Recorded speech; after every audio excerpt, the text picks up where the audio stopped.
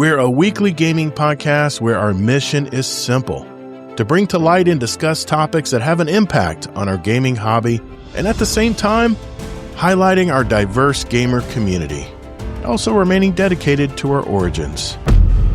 Guardian down. Join me, Todd the Gator, and my co-host Kingsley Mack as we invite a rotating list of guest co-hosts every week to join us at the Guardian Down Roundtable. And now, let's get to it. What's up, Guardians, and welcome to episode 344 of the newly branded Guardian Down Roundtable. We spent nearly 7 years as the Guardian Down cast show focusing on Destiny, but now we're taking a 30,000-foot view on the entire gaming hobby.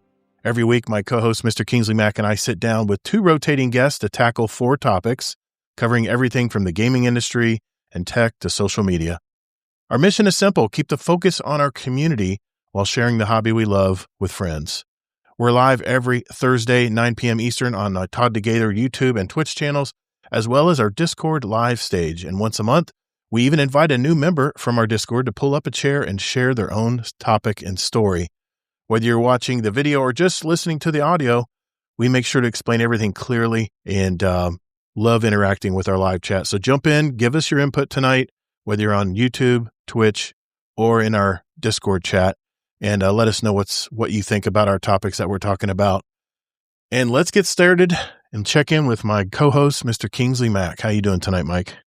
Hey, doing good. Glad to be here yet once again.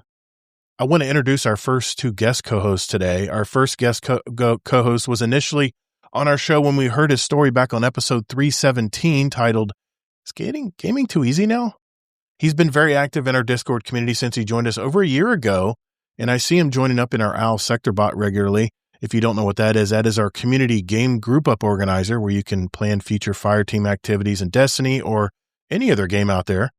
Since I saw him join last year, he's really jumped in our community with both feet. He's always had very interesting feedback for us after our shows and our feedback channel in our Discord community as well. From the Sunshine State of Florida, please welcome back Mr. BarrelBarley406. How you been, man?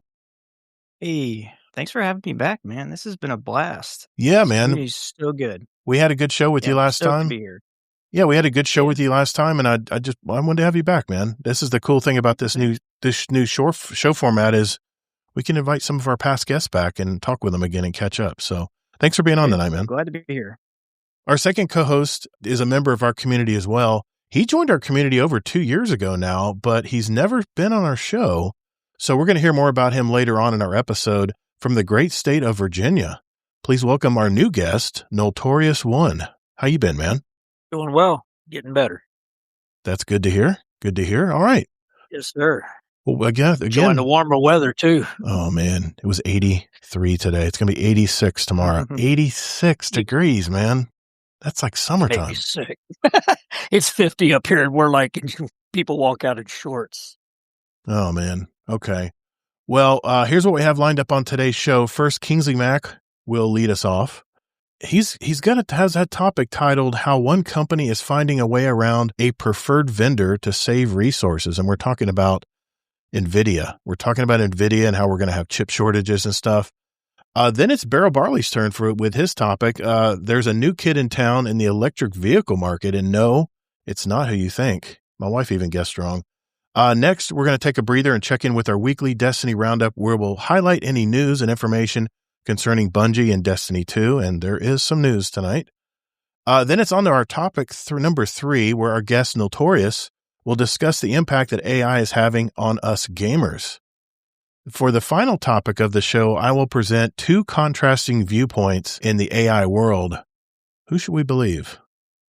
I'll also give an update on my February game of the month so far. I guess you can say it's the AI episode. So after which point we'll shift into a less formal portion of our show where we'll catch up and everyone will share their highlights of their week. And since this is the new guest episode, kind of our new dry run through it, we'll hear more about Noltorious1 and, of course, put him through the paces in our fast fire question and answer segment we call, the speed run. And I heard something about a pickup truck, so I'm curious what that's all about. We'll ask him later about that. At the end of the show, if time allows, we'll have questions from our community as well. So if you do have a question for us, make sure you enter it in our podcast questions channel in our Discord community, and we might read it aloud live. We might read it aloud alive? No, aloud live on the show. You can also send us an email or voicemail. Just go to guardiandowncast.com to find out more about that. So if everyone's ready, let's roll. Hey, Guardians, even though we're now the new Guardian Down Roundtable, all the ways you can contact us are the same. Just go to guardiandowncast.com where you can email us, write us a review, send us a voicemail that we might air on the show, by the way, and even listen to past episodes where you can also search for a particular guest of the show.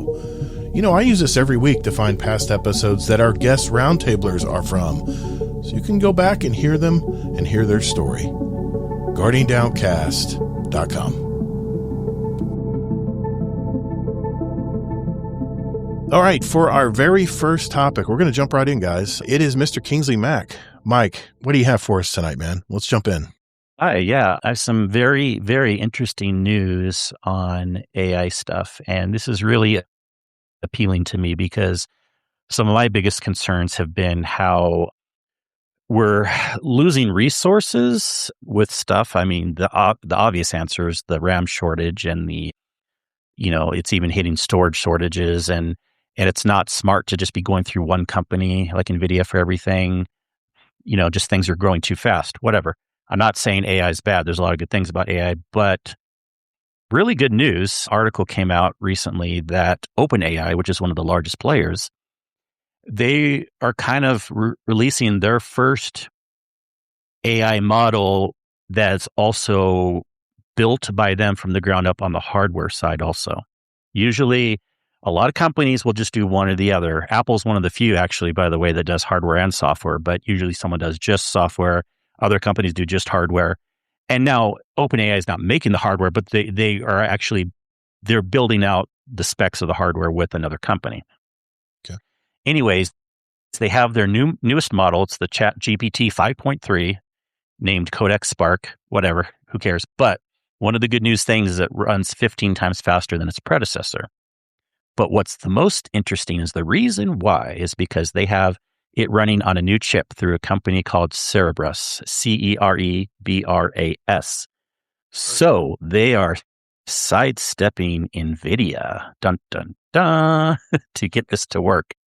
This is huge news because pretty much right now, everyone has to use NVIDIA for some type of form. They don't have to, but that's just how it's been so far because you got to have a fast GPU. And I knew technically you don't have to have a NVIDIA GPU, but you got to find other ways to get around it. Well, they found out one of those ways. Basically, they have these chips that are being made by Cerebras, and they can run 15 times faster. They take up less total volume, and you don't have to use NVIDIA. They gave an example. Now, this sounds big at first, but let me walk you through this, okay? Mm-hmm. They say that it's a dinner-sized plate, okay? So if you think about a dinner-sized plate, if we're going square, I mean, you can go circular if you want, but let's say you have a 10 by 10 dinner-sized plate. Well, you got to remember, dinner plates are very thin. So the total volume of that, you do 10 by 10 by 1, that's 100, right? Right. 100 square inches. Well, guess how much a volume of an NVIDIA card is?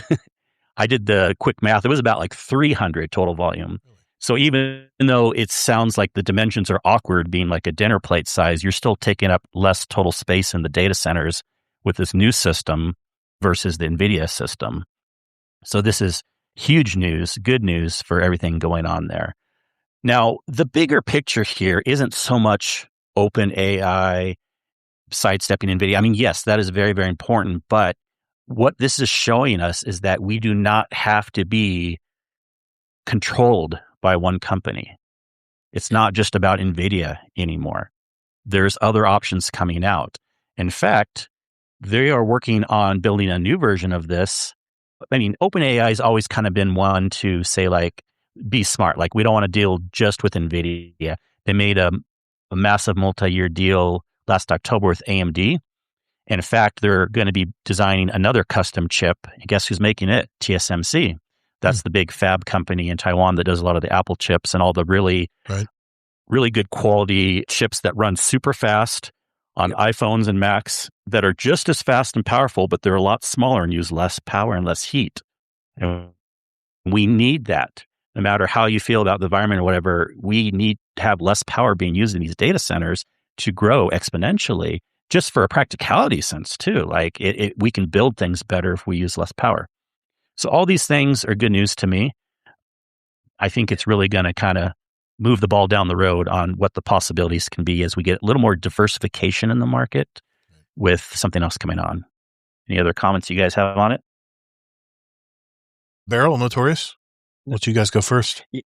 Yeah, that's always good to have options, It keeps the cost down. And potentially keeps the cost down, and competition. It's good. Right? Yeah. Because if one, I actually just kind of recently learned that NVIDIA has their hands in like everything, and they just became like, I think the first $5 trillion company. Was it like last week or something? Yeah. So crazy. Yeah. And this will help change that a little bit. And especially if more companies see that there's options also. Yeah. Good for them for being worth $5 trillion, but it's good that another company's starting up. That's very, very good. Yeah. Nold, I know you have opinions. You know technology a lot. Yeah, I had great concerns with NVIDIA trying to corner the market, and they did try to do it by saying, hey, we got this hardware, we got this software you can use for it, use to develop your AI and all this stuff, and they sucked everybody into it. And I give the Jensen credit, the leader of NVIDIA. He knows how to sell his product, and he brought everybody in to the AI field, and that's what a lot of their graphics cards, the 50 series especially, depends heavily on AI frame generation. And I'm glad to see competition, because when AMD was down, if you remember years ago, they were down in the dumps and they weren't producing good processors or video cards. Intel was killing them, NVIDIA was killing them. Now AMD's made a comeback with the Ryzen, with the new Radeon 7000, 9000 series, and they've put a dent in NVIDIA's mid-market, not the high end. And competition, as Barley said, makes better products, makes innovations happen, because we have to go forward with less heat. Heat is the enemy, because that means you're using too much power. You're drawing too much power, and you have to limit that. And I think the smaller they get the FinFET, they're down to, I think, 2 nanometers now, which is it's crazy. 2 nanometers. Yeah. It's ungodly to think how small that is in perspective. We, even with a microscope, you couldn't see that. You'd have to have a high powered microscope. And the smaller they get, and other technologies are coming out now, it just seems that possibly this will push NVIDIA back into reality and make them realize, you know what, we have to, instead of making because their AI chips are very power hungry. They use a lot of juice in a lot of their data centers and all that, and people want options. And I give credit to ChatGPT, man. Or the OpenAI or whatever, the company you mentioned, they have the money and the ability to innovate, and that's great. Yeah. Yeah. More power to them. JD Kent was just saying in chat, he's looking up a story about an AI data center accused of causing health issues to a community in Memphis, and that they're using up, they say the Mississippi River might dry up, and he's asking, how can AI data center use so much water? It's cooling, man. Liquid cooling. That's why. They have to cool that. They're trying to do that here in Virginia. Are they really? In Virginia, in my county, which we already have issues with water. If we have a drought for longer than a year or so, it's going to really hurt our water. They want to put a humongous data center here. Wow. And we're like, no, they want us, the taxpayers, to pay $100 million for it out of our pockets. And I'm like, wait a minute, Google is $1 trillion company. They don't need our money. Mm-hmm. They can pay. They're supposed to supply their own water. They're supposed to supply their own power. They shouldn't be taking from our grid. But that's not what is happening. But ethics, I guess, has to. You would think that we can drill oil offshore. Why can't we have a data center power cell offshore? I mean, They could eventually. A lot of power is pumped underneath the ocean on the ocean floor. I mean, you hear Russia trying to destroy that stuff all the time to countries that are connected to it, but oil as well. By the way, oil as well. But yeah, I mean, unfortunately, I don't think this is going to have any impact on shortage of memory or expenses of memory and for us gamers, because I mean, could you see this powering game computers and stuff, Kingsley? Open AI doing this? Do you think that'll be feasible? Well, it's not. No, this isn't doing it directly, but this will help in the medium term, because if more companies are doing this instead of NVIDIA, and NVIDIA uses those normal RAM chips, then by supply and demand rules, if less people are using the traditional RAM that NVIDIA uses, then eventually the RAM market will get a little bit easier. So this isn't directly helping it, but this will indirectly help it. You think it might just slow down maybe speed up the price increases? I mean, in other words, the cycle of it. Yeah, that's what you mean. What? No. It wouldn't speed up the price increases. It would lower it. What I mean is the ramp up right now of the prices of all storage devices for PCs and stuff.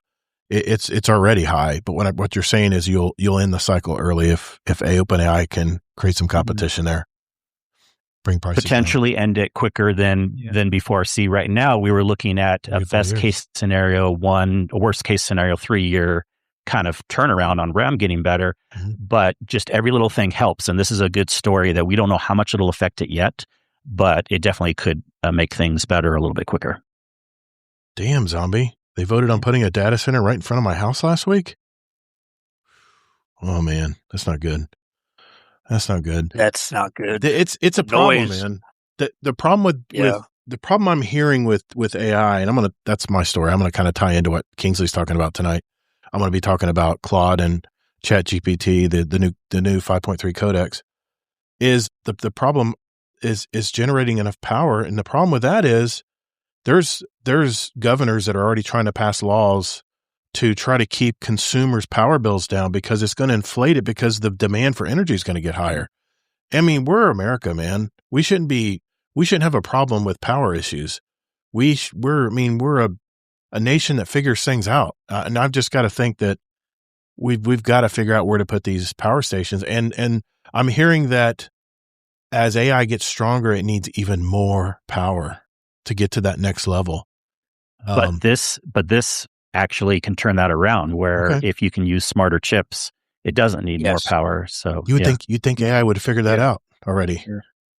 You know, I don't know. Just saying. Actually, they do use modeling. It's not just AI. AI is such that's what I hate about the term. It's such a generic. People think it means everything, but they've already had modeling programming in the past where they're trying to find ways to make things more efficient. I was just trying to stir the shit. No, because it worked. No, because it's a physical chip that you have to build that it runs off. Yeah, right. That's true. Yeah. But you can. I know, and these and the chips that use that TSMC makes and the RISC-based processors and all this stuff that Apple's doing are generally way more energy efficient, smaller nanometer processes, things like that, and it's pretty amazing if you can. It's physically built by these fab companies, but it's pretty amazing what these designers can do with even designing better hardware. We need to keep that on the forefront, even more so than the build out. If in a way we got to slow the build out and keep the design going faster. James Lewis, we have a question about that later in the show. We'll be addressing that question for you. He was asking if Bungie uses AI in part of Destiny 2. We have someone who asked a question about that. We'll answer that later in the show tonight.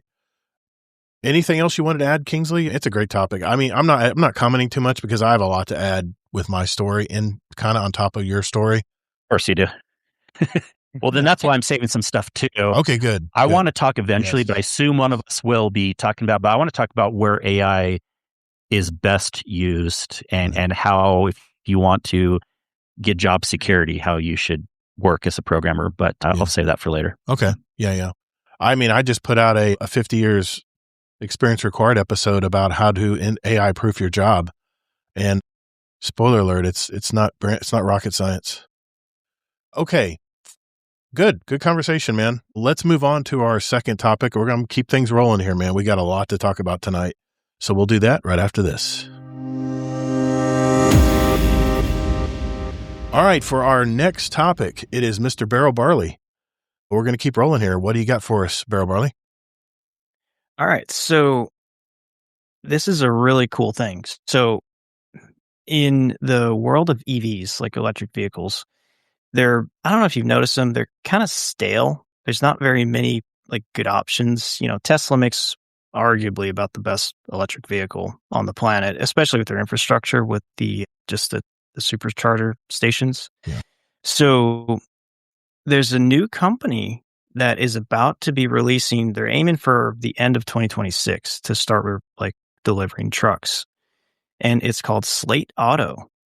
So Slate Auto is a modular electric vehicle. So entry-level electric vehicle. So they are going to be starting in the mid-20s. So that's like your base model. But the way that they did it when they were on their designing process, everything was on the cutting floor. Everything that was in a vehicle. So basically it's a bare bones truck. And that was their goal, to make it bare bones, to make it as easy and simple as possible. And then over time, if you want to actually buy like upgrades, so if you buy it as a pickup truck, a year, 2 years down the road, you can actually buy the SUV kit, and it actually converts into an SUV. And the cool thing is you can do it yourself. It's a DIY thing. Or you can actually hire somebody. They have like an approved group of shops.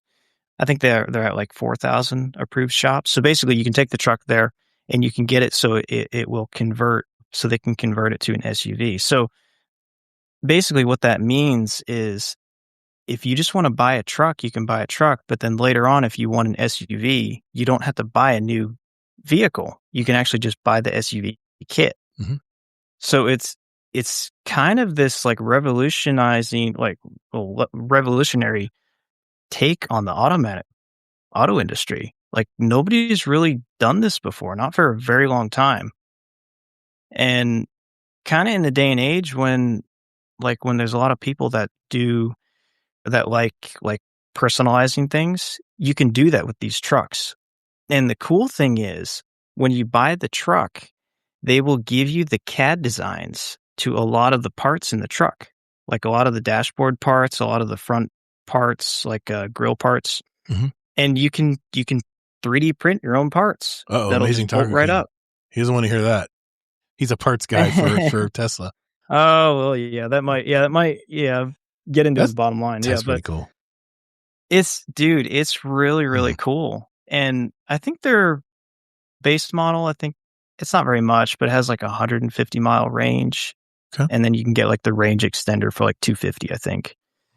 But the cool thing is, so they've also bought into the Tesla charging system. Oh. So you can charge it at a Tesla at the supercharger stations. So it's pretty cool. There's so much more to talk about on this thing. Yeah. Like even if you DIY the kits, like the SUV kits, if you do it all yourself, Slate will still warranty the truck, even if you do it yourself.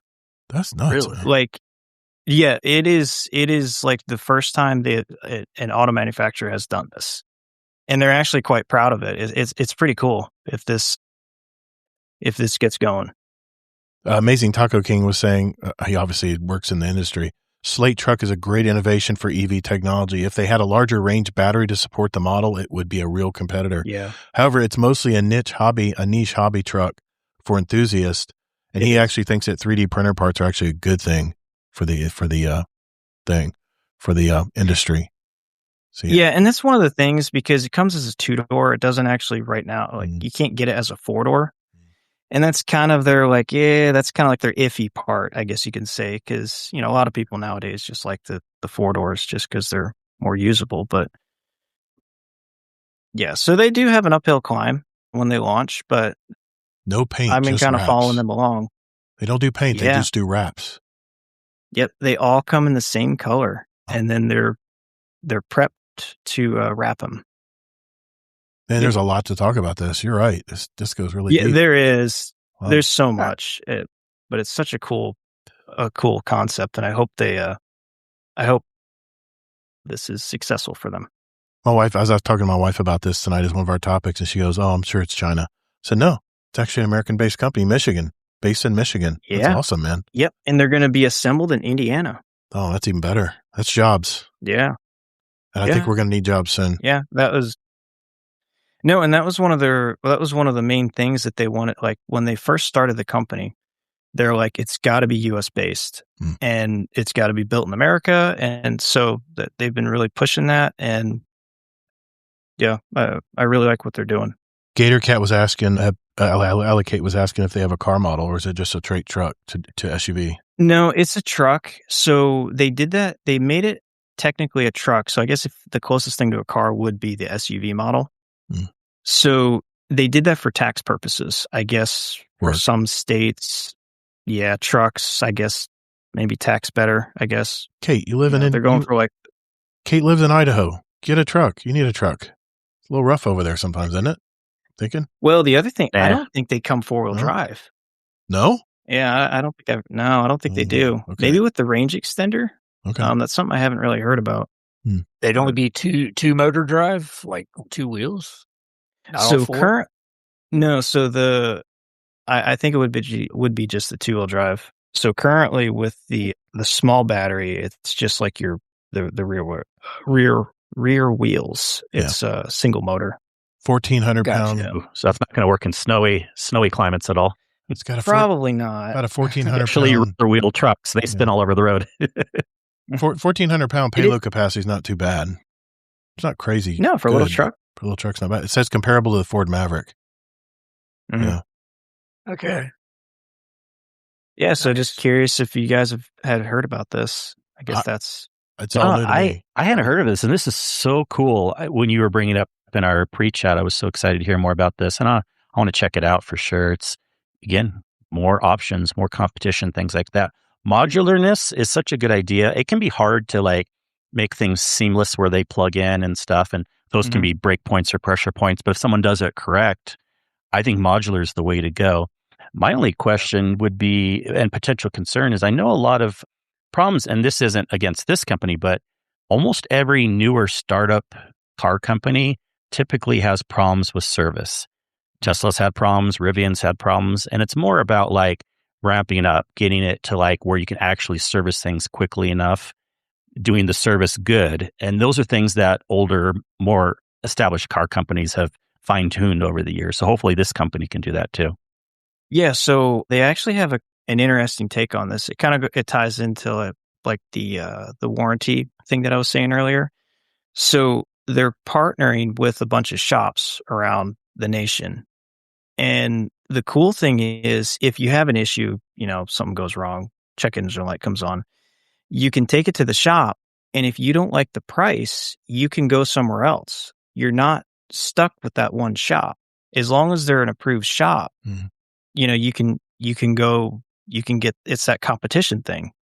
So, and which is really cool. I think that's a really neat take on it, Yeah, it says again, go ahead.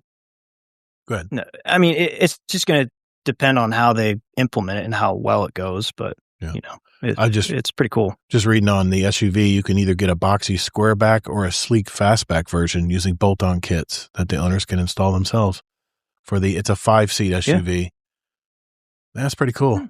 I'd have to see what it looks like. But I tell you what, man, wraps are awesome, man. They're very expensive. It's very expensive to wrap a vehicle. I thought about doing that for my company trucks. It's so expensive, man. It's more than paint. I'd rather just paint the truck over again.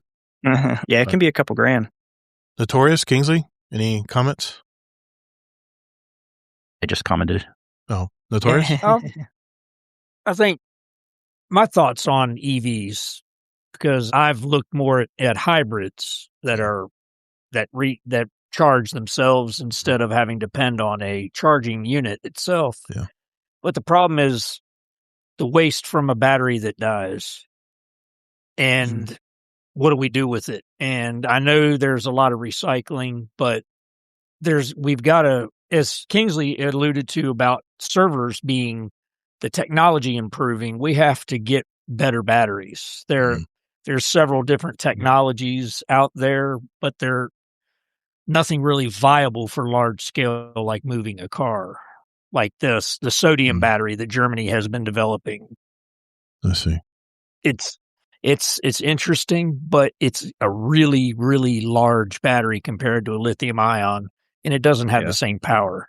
Yeah. So we really got to improve the technology for longevity. The battery lasts longer, and you get more range out of it. I mean, 150 miles isn't a whole lot.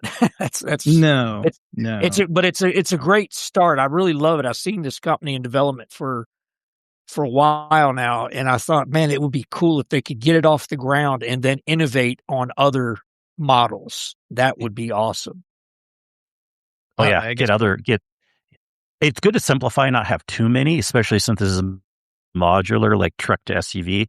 But I could see like maybe one other model that could be two different versions, and then that would get the market a lot, excited. We've been thinking about getting electric vehicles because I have a Toyota Tundra with a big V8 in it, and all it does is just do local stuff. It just runs local areas. Even my pest control truck, it's a 20-year-old truck now, only has 70,000 miles on it, and it's a diesel, big old diesel, and it uses a ton of fuel because it hauls a lot of weight and stuff behind it. That there's something that they're going to have to do to make electric vehicles mainstream. One, it's going to have to take as much time as it takes you to fill up your tank at the gas pumps to charge it. And range. I think they're going to have, again, so we're talking AI here. I think AI is going to come up with a better battery. I think in time, AI, whatever systems around AI, Kingsley, I don't want to broad paint it here. I think it's not going to be AI by itself. Humans will help direct it. Yes. Okay. But I think we just need a better mousetrap. That's what we need, man. We just need a better mousetrap. And then once that happens and we can produce them cheaply enough, it'll go mainstream. It's right there too. Man, I live in Orlando. Man, there's Teslas everywhere. I mean, I've never seen so many damn Teslas. You got fancy ones with dual motors in the back, and you got the base models. You can pretty much tell the base models look like a little fish tank going down the road. But sorry, Amazing Taco King. No offense, bud. But the Cybertrucks just ain't doing it for me, man. They just ain't doing it for me. Yeah, those look ridiculous. I've seen them close up too, and it's just, I just think they could have gone a different way making that vehicle. But that's what's holding us back from getting, because my wife, all she does is drive local to school and just commuting and going to the movies and local stuff. I would never take an electric car traveling. I would always take a gas vehicle because you hear the nightmares how you have to plan your trip around the charging stations, and what if they're all full when you get there? And it takes you what does it take? I have no idea. Does it take a couple hours? Do you like go in the mall? Because I know we have charging stations near our mall. How long does it take to charge a car? They're way quicker than that. Yeah, you can do like 80% in like 30 minutes. Oh, they've gotten much better then, because it used to be forever. Tesla superchargers are much. That's what it is. Yeah, because I've heard people. I have clients who have full solar now, because I mean all we get here is sunshine, and a lot of sunshine this summer, where we actually get so much power from solar cells that we're pushing it back into the grid, actually creating excess energy that we're pushing back into our grid that we get a credit for on our power bill. I'm not subscribed to that, by the way, just for the record. I still do the old power system, but he actually has a supercharger built into the solar in his garage, and he plugs his Tesla into it. And he seems to think it's awesome, man. 15 minutes on a supercharger, Amazing Taco King. Man, they've come a long way, man. 350-mile range over the course of a lifetime, developing new lithium-ion batteries. From 20 to 80 is about 15 to 20 minutes on stage 3 supercharger. Okay. See, I'm totally ignorant to electric cars because I really have just turned a blind eye to them. I don't think we're there yet. And they're expensive. They're very expensive. And what happens? What's the trade-in value on an electric vehicle when it's 5 years old? And the battery, I don't know what the battery life is on these things. But just like Noltorious said, what do you do with all those? Years. What do you do with that? What is it, like 60 or 80 or 150 or 200 little lithium cells in this? Where do those go? Can you recycle them? Some of those are like 200 cells. Yeah. Yeah, there's a lot. Well, Amazing Taco No, King, next time you're apparently- on the show, you can talk about some Tesla stuff, man. You Yeah, had I'd your be choice curious of to hear his topic. take Yeah, on but that. we're getting a little sidetracked to Sorry. Tesla versus Sorry. the He slate says, I should have been company. on this show, man. I'm like, dude, you can bring your own topic. What were you going to say, Barrel? You going to say No, something? that was it. Okay. No. Any other comments on this? I mean, cool. it's an awesome idea. Look, yeah, and the thing that forget the whole discussion, which we could talk for hours on, like Just one topic. electric cars in general, but it's just more the fact that it's a new company and it's modular. I think that's so cool. That is. And and obviously the modularness, if the batteries have issue, I'm sure that would be a part that a general consumer could swap out too, unless it's really heavy. I don't know, but like Maybe, in theory, yeah, I'm those saying are in typically theory, pretty heavy. yeah. Some of those are like 1,000 pounds. And I'm not posting but the JD look, Yeah. the point of modularness, I know people are going to say probably not on that, but the point on modularness is there's going to be a lot of cool things that we can do, even if it's not that, but upgrades, downgrades, swap arounds and stuff like that. Well, we have the expert in our chat tonight. He goes, we repack them and send them back to be recycled and refurbished for new batteries. Okay, that's good, man. That's awesome. The fact that you can recycle. I love hearing that. Because I don't want these in our waste. I don't want these piling up in our waste, our junkyards and dumps, I want this stuff in the ground, man. It's lithium and all kinds of shit that leaks out over time. Anyway, okay. Thank you, Barrel Barley. Great topic, man. Yeah. It wasn't exactly gamer focused tonight, but this reminds me, by the way. But you know what though? It reminded me of how PCs are. PCs are all modular now, I think, I don't know. Did they used to be more integrated, and they became more modular? Kingsley, you might know this. The real cheap one. The real cheap ones used to be Look, all integrated. They were, when they were first coming out in the 70s and 80s, they were not modular at all. Right. But then by the late 80s and 90s, they became modular, and they've been since, along with being able to get pre-built ones. Yeah, when you said modular, immediately I went right to gaming PCs, because I'm looking at my gaming PC next to me here, and it's just like simple, self-contained pieces all put together like a modular car would be. So kind of reminded me of that. So thanks, man. That was a good topic. Yeah. All right, we're going to take a small breather here and check in with Bungie and Destiny 2. We'll do that right after this little break.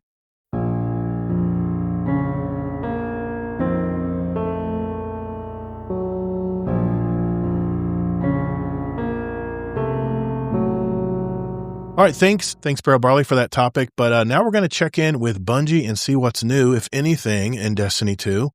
First, I'm going to start with the TWID, because there wasn't a whole lot in the TWID this week, so this is how fast the TWID went by. Don't forget to grab your 880, Bright Dust, and Eververse, celebrating the new lunar year. The Praxic time trials continues. I think you have till March 3rd, I believe.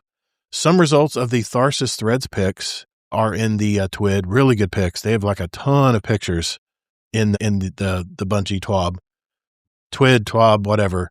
And there's some really cool outfits in there. So if you want to look closely at that stuff, look at that. The new player guide, Kingsley, got a new edition. They're talking about materials and currency. That's important to new players. And that is it. What else is going on? This is the expectations, because they told us yesterday that we won't be getting meaningful TWIDs for the time being. We didn't know for months and months, but now expect them to be this size basically for a while. Yeah, that's fine. That's fine. But they don't even change never mind. Anyway, I did want to mention some other news. The free Marathon Server Slammer member starts next week, February 26th through March 2nd. If you want to try out this new extraction shooter type of game, they just released a new video showing the harsh world of Tau Ceti 4. If you have PlayStation Plus, you'll also get some special weapon decorations if you go through them. And it looks like Bungie, they're betting big on this game, man, especially with new features and using voice actors like Roger Clark and Neil Newbin. So I don't know. I'm going to try it. I'm going to jump in and do the server slam. So just a reminder of that. I know they mentioned it before. Well, okay. They did finally tweet out something about a delay. Shadow and Order will be delayed. It is official now from Bungie, and this is what they said in the tweet. Our next major update, Destiny 2 Shadow and Order, is undergoing large revisions and will be delayed. The update is being changed and expanded to include sizable quality of life updates. As a result, will also be renamed. This update will now launch on June 9th, 2026. We will provide an exact details closer to release, covering previously announced weapon tier upgrading, but also additions like expanding tiered gear to all raid and dungeon activities, Pantheon 2.0, there you go, Kingsley, Tier 5 stats for exotic armors, and more. Through June, we'll continue to have routine bug fixes and stability improvements, continued portal modifiers, Guardian Games comes in March, and a return of a more frequent Iron Banner cadence, which won't begin until April. Come on, Bungie. In terms of communications, we'll be focusing on providing you with updates about our live game content, community activations, and general upkeep through the TWID and our Destiny social channels. Thank you for the continued patience and support. We will have more information on the next major update and future plans for Destiny 2 closer to launch. See you Starside. That is the entire tweet. I just read it to you. So I just want to get your feelings on this, on everybody here, if they want to chime in on this. What's the first thing you thought of when you heard this tweet? Barrel, what do you think, man? I mean, disappointed a little bit, Yeah. That they're delaying it till June. I mean, wow. I was watching an Astrocross video and he was like, really bad is May. Yeah. But June? But I mean, I'm upset about it, but I mean, it's a game. It's a game. I mean, I'll play something else, I guess, if I need to. But I mean, I think McMaximo had said it some time ago where he said he doesn't play the game enough to get burnt out on it. So, and I'm kind of in that boat too. Yeah. So I just don't play it enough. So I've got so much to do in the game. I mean, that's good. Renegades is massive. So for me, it's, I'm disappointed that I'm not getting new content, in a month. Yeah. Well, actually, no, was it like 2 weeks now? Mm-hmm. I think it's about 2 weeks. But so, yeah. Okay. So I'm not like super upset about it. All right. Fair. Noltorious, what did you think? You have any input on this? It was expected. I didn't see how they could release Marathon and that at the same time and expect quality control to handle both at the same time. I just think it's a wise decision on their part to separate it, but June's a little far out, I thought. Yeah. But I'm glad. Hopefully they'll clean the game up maybe a little bit, fix some of the bugs in it, especially in some of the raids, some of the bugs. Yeah. Some of the glitches, maybe fix the mantling issue that we're having with some of the characters in the game. It just, if little quality of life things, I think would be good. Okay. For content, I am pumped for Pantheon. Wish they'd bring it back tomorrow because I loved Pantheon. It was a challenge, to say the least. I'm curious what Kingsley thinks about the fact that they're going to put tiered gear in all the raid and dungeon activities. Does that float your boat at all, Kingsley, or is that something that we needed or what? Well, I guess we are talking about this now. I was going to save my comments for later. Well, okay. So now I got to think about what to talk about now and how to answer this question later. I'll give you my opinion. I'll give you time to think. I'll give you my opinion on this. Well, okay. But what I wanted to say all right. On Noltorious's thing, though, is because that's a separate point.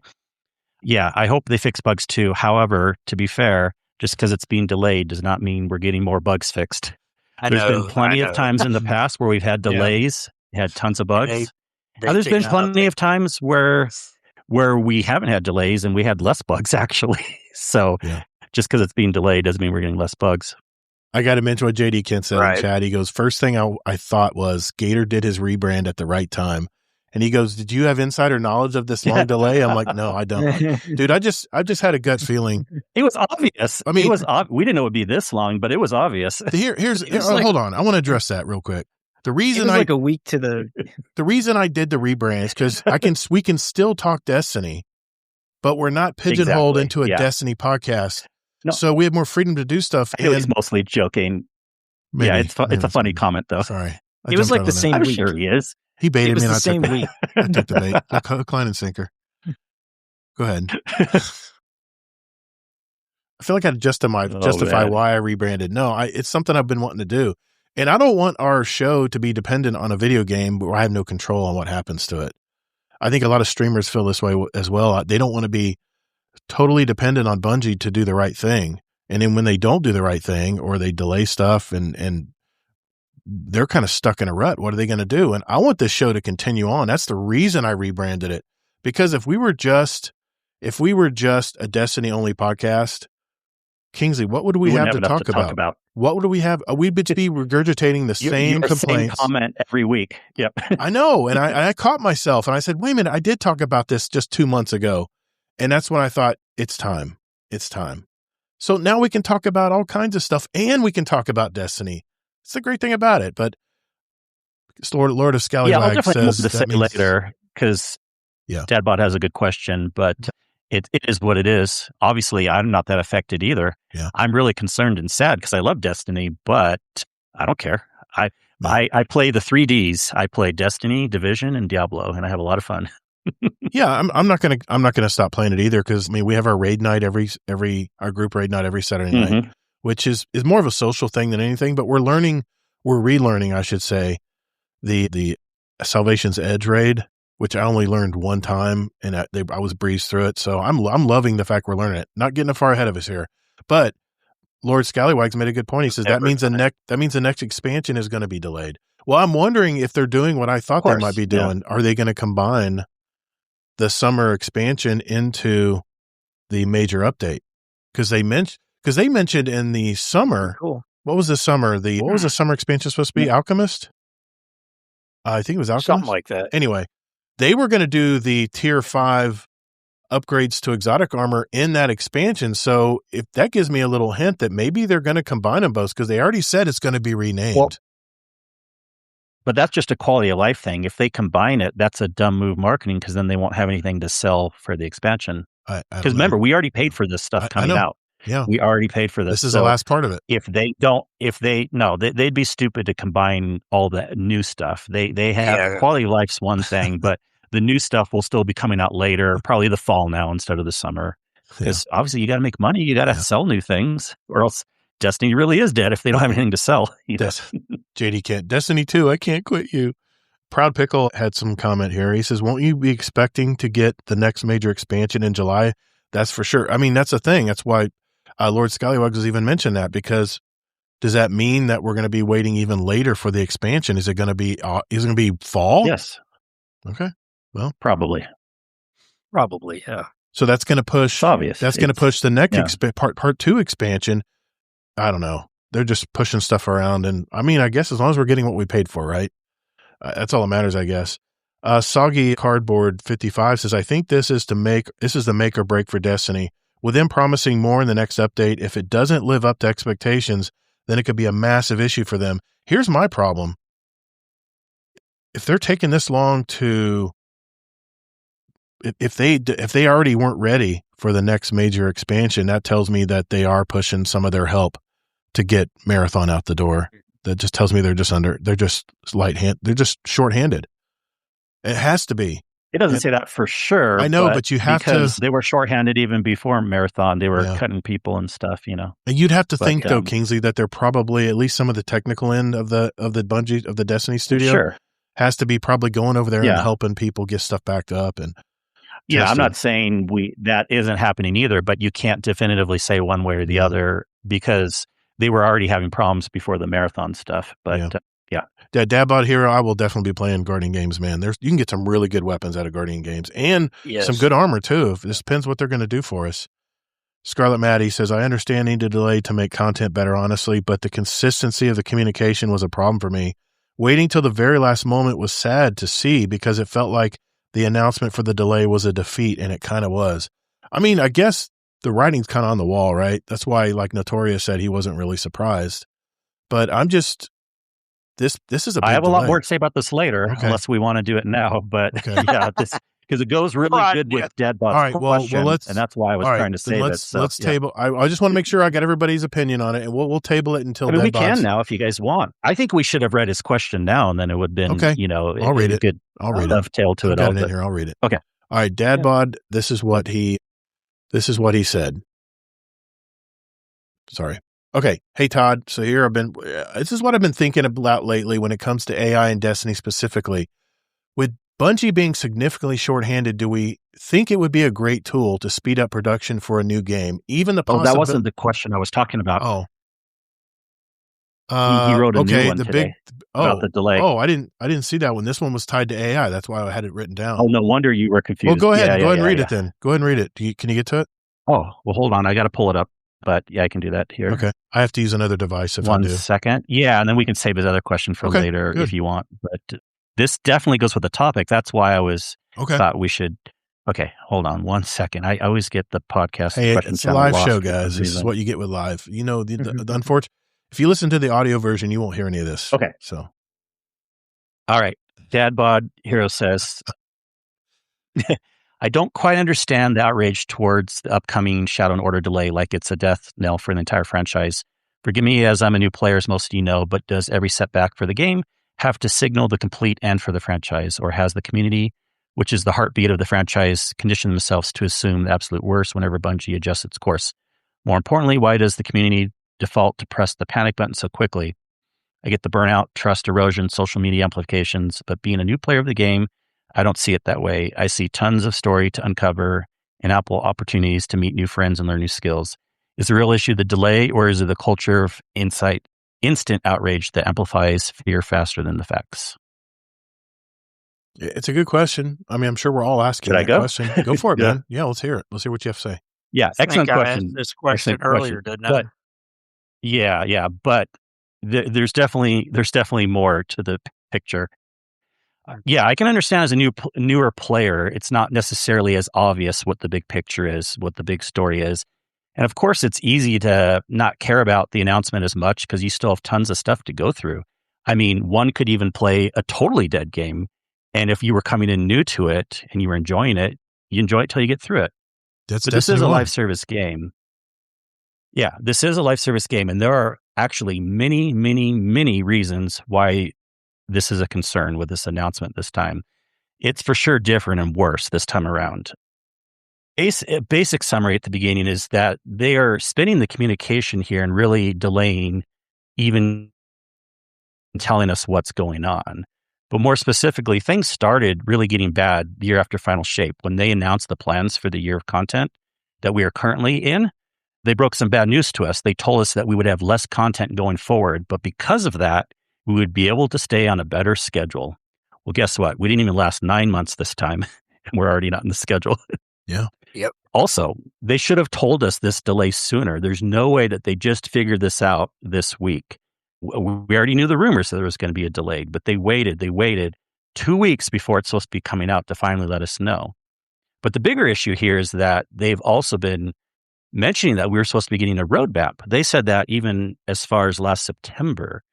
A lot of people were expecting we would get the roadmap at the same time as the bad news delay, because it's always smart to have bad news with good news, right? And kind of sandwich things together. That's how they've usually done it. But we still don't have a roadmap. Yeah, we only have this. Another point, we were guessing, we kind of already knew there'd be some kind of delay, but no one was expecting 3 months.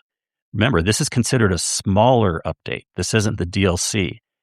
With the latest model, again, which they does not seem to be playing out, we're supposed to have a bigger DLC update and then a smaller update at the halfway point, and then another bigger one, and then a smaller one.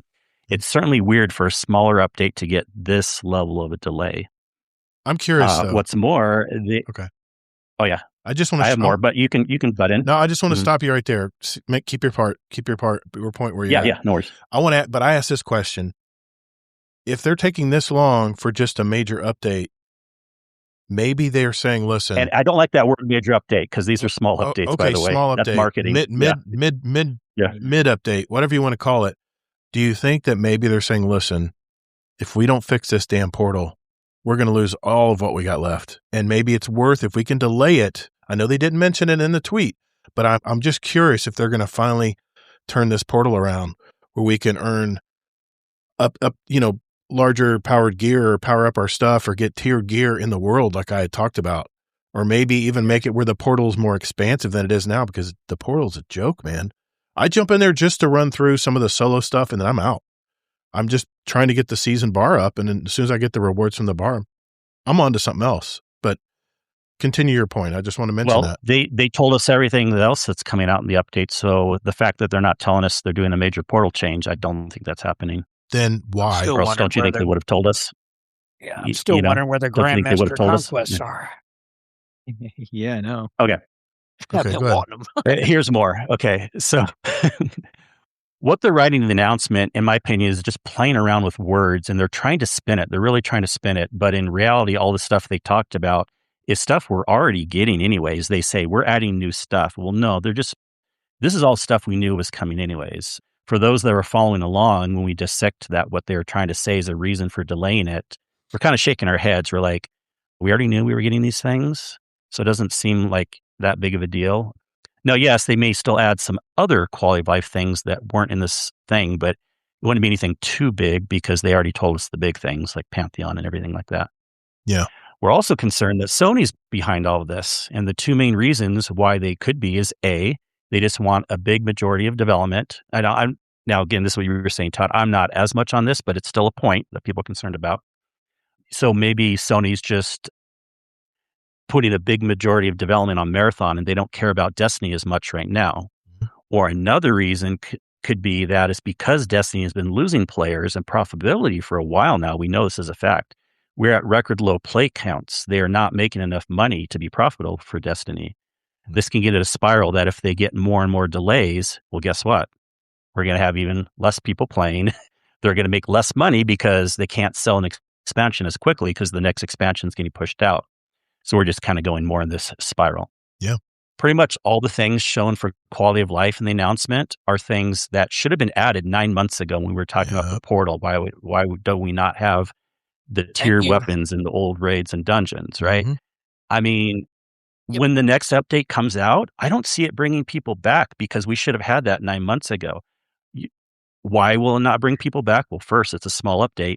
And also, Edge of Fate and Renegades didn't bring people back. Each one dropped precipitously. I remember everyone's like, no way, the Star Wars update will for sure bring people back. I thought it would. It didn't. I thought it brought it would. less people than before. Yeah. Yeah, people I thought moved for on. sure it was going to bring more. Yeah. Sorry, I thought about this a lot. Ultimately, we need more content and not just quality of life things to get people interested. Think of it this way. You're working with like a vendor that keeps promising something, and then each year in the project, you get less and less and still have more delays. And then with getting less and less, at some point, the vendor's got to be dead to you. Not to mention, we prepaid for all this Destiny stuff. So it's kind of sad to see the delay. All this is something that did not just come out of nowhere. It's been going on for a while, and it's pretty much can be a final straw for a live service game to stay alive. They need to figure out, they really need to seriously think if they're going to be able to get more resources, whether Sony allows them to have more employees or they find some way to do it so they can actually add more content to the game. Or B, if they cannot, they need to come up with a plan where they don't consider it a live service game anymore. Keep it in maintenance mode, call it finished, whatever you want to do. Then maybe slowly work on something else new in the background, no matter how long it takes. So sorry that was long, but all this are very good reasons. I'm not the only one that does diatribes now. I love it. I love it. See, you have like a stream of consciousness like I do sometimes. Go ahead, Notorious. This is not the first long delay. I remember when Witch Queen came out, there was a 6-month delay. So we're used to it by now.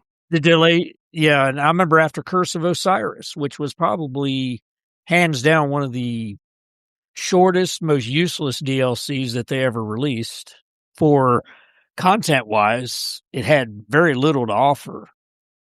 And people were screaming, Bungie's dead, Destiny 2's dead. Right. And I talked to Kingsley earlier about this, all the streamers, and I understand the panic because I believe it is, as Kingsley said, it is a make or break situation right now for Destiny. Either they get their stuff together and figure this out on how they want to go forward, or the game's just going to implode. And Sony, I don't know if Sony will shut it down or the game will just shut itself down because there'll be nobody playing it anymore, except for us diehard who don't want to go anywhere else. They'll be kicking me off the server. That's for sure. Hey, Barrel, the interesting thing. Yeah. Yeah. No, the thing I remember about the Curse of Osiris is I don't personally remember as many people saying the game was dead, but I do remember people being like, we need more content. The thing that was Yeah, a little that's bit what they different meant. back That's what I meant then, by that. Yeah. yeah, the thing that was different about then is we did get lots of content, 6 months later, 9 months later, whatever, like, Yeah, they did. and boy, it was lots of content. But since then, well, It's been since hit or Final Shape, miss. Yeah. since Final Shape, Yeah. it's definitely on a kind of a spiral down. Yeah. Because I remember when they released Forsaken, and that to me righted the ship for Bungie. They were sinking, and Forsaken brought them out of the mire and got them back sailing again. Then they went through a downtime, and it seems like they go through this ebb and flow of good, then mediocre, questionable content, and then they come back and send you a banger that's really good. And I don't know. I don't know if I call the Final Shape a banger of a DLC. It was okay. It had some cool stuff in it, but I thought Witch Queen was better. No way. That- I disagree. That's my No, that's fair. That's I my like Final opinion. Shape better, but yeah, it's Sure. all good either way. Yeah. It's my No, there's opinion. nothing I mean, I understand. I like where you're coming from, though. I mean, I like it's the story. it's yeah, the story, definitely the most jarring story, the most definite misdirect ever in Destiny history with Witch Queen. I agree. What happens It at the was very crazy. end is a jaw dropper. I'll give it that story wise, but the way they ended Final Shape, I thought really tied a nice bow on the game. It really did, and I just How probably many the do you think episodic that thing. should have been the end right there? Well, see, I Some always people have said that. We see. start Destiny. I thought it should 3 have been the after end. that. I said that. Yeah, And no one yes, liked you me did. back then. I was saying it leading up. I said they need to stop the game then and have like a Witcher moment and say like, see you in 4 years, Yeah. Destiny 3 or whatever. It would have been Yeah. so perfect. People would have been fine with that too, but no, I remember talking about this episodic content they were coming. I said, this is perfect.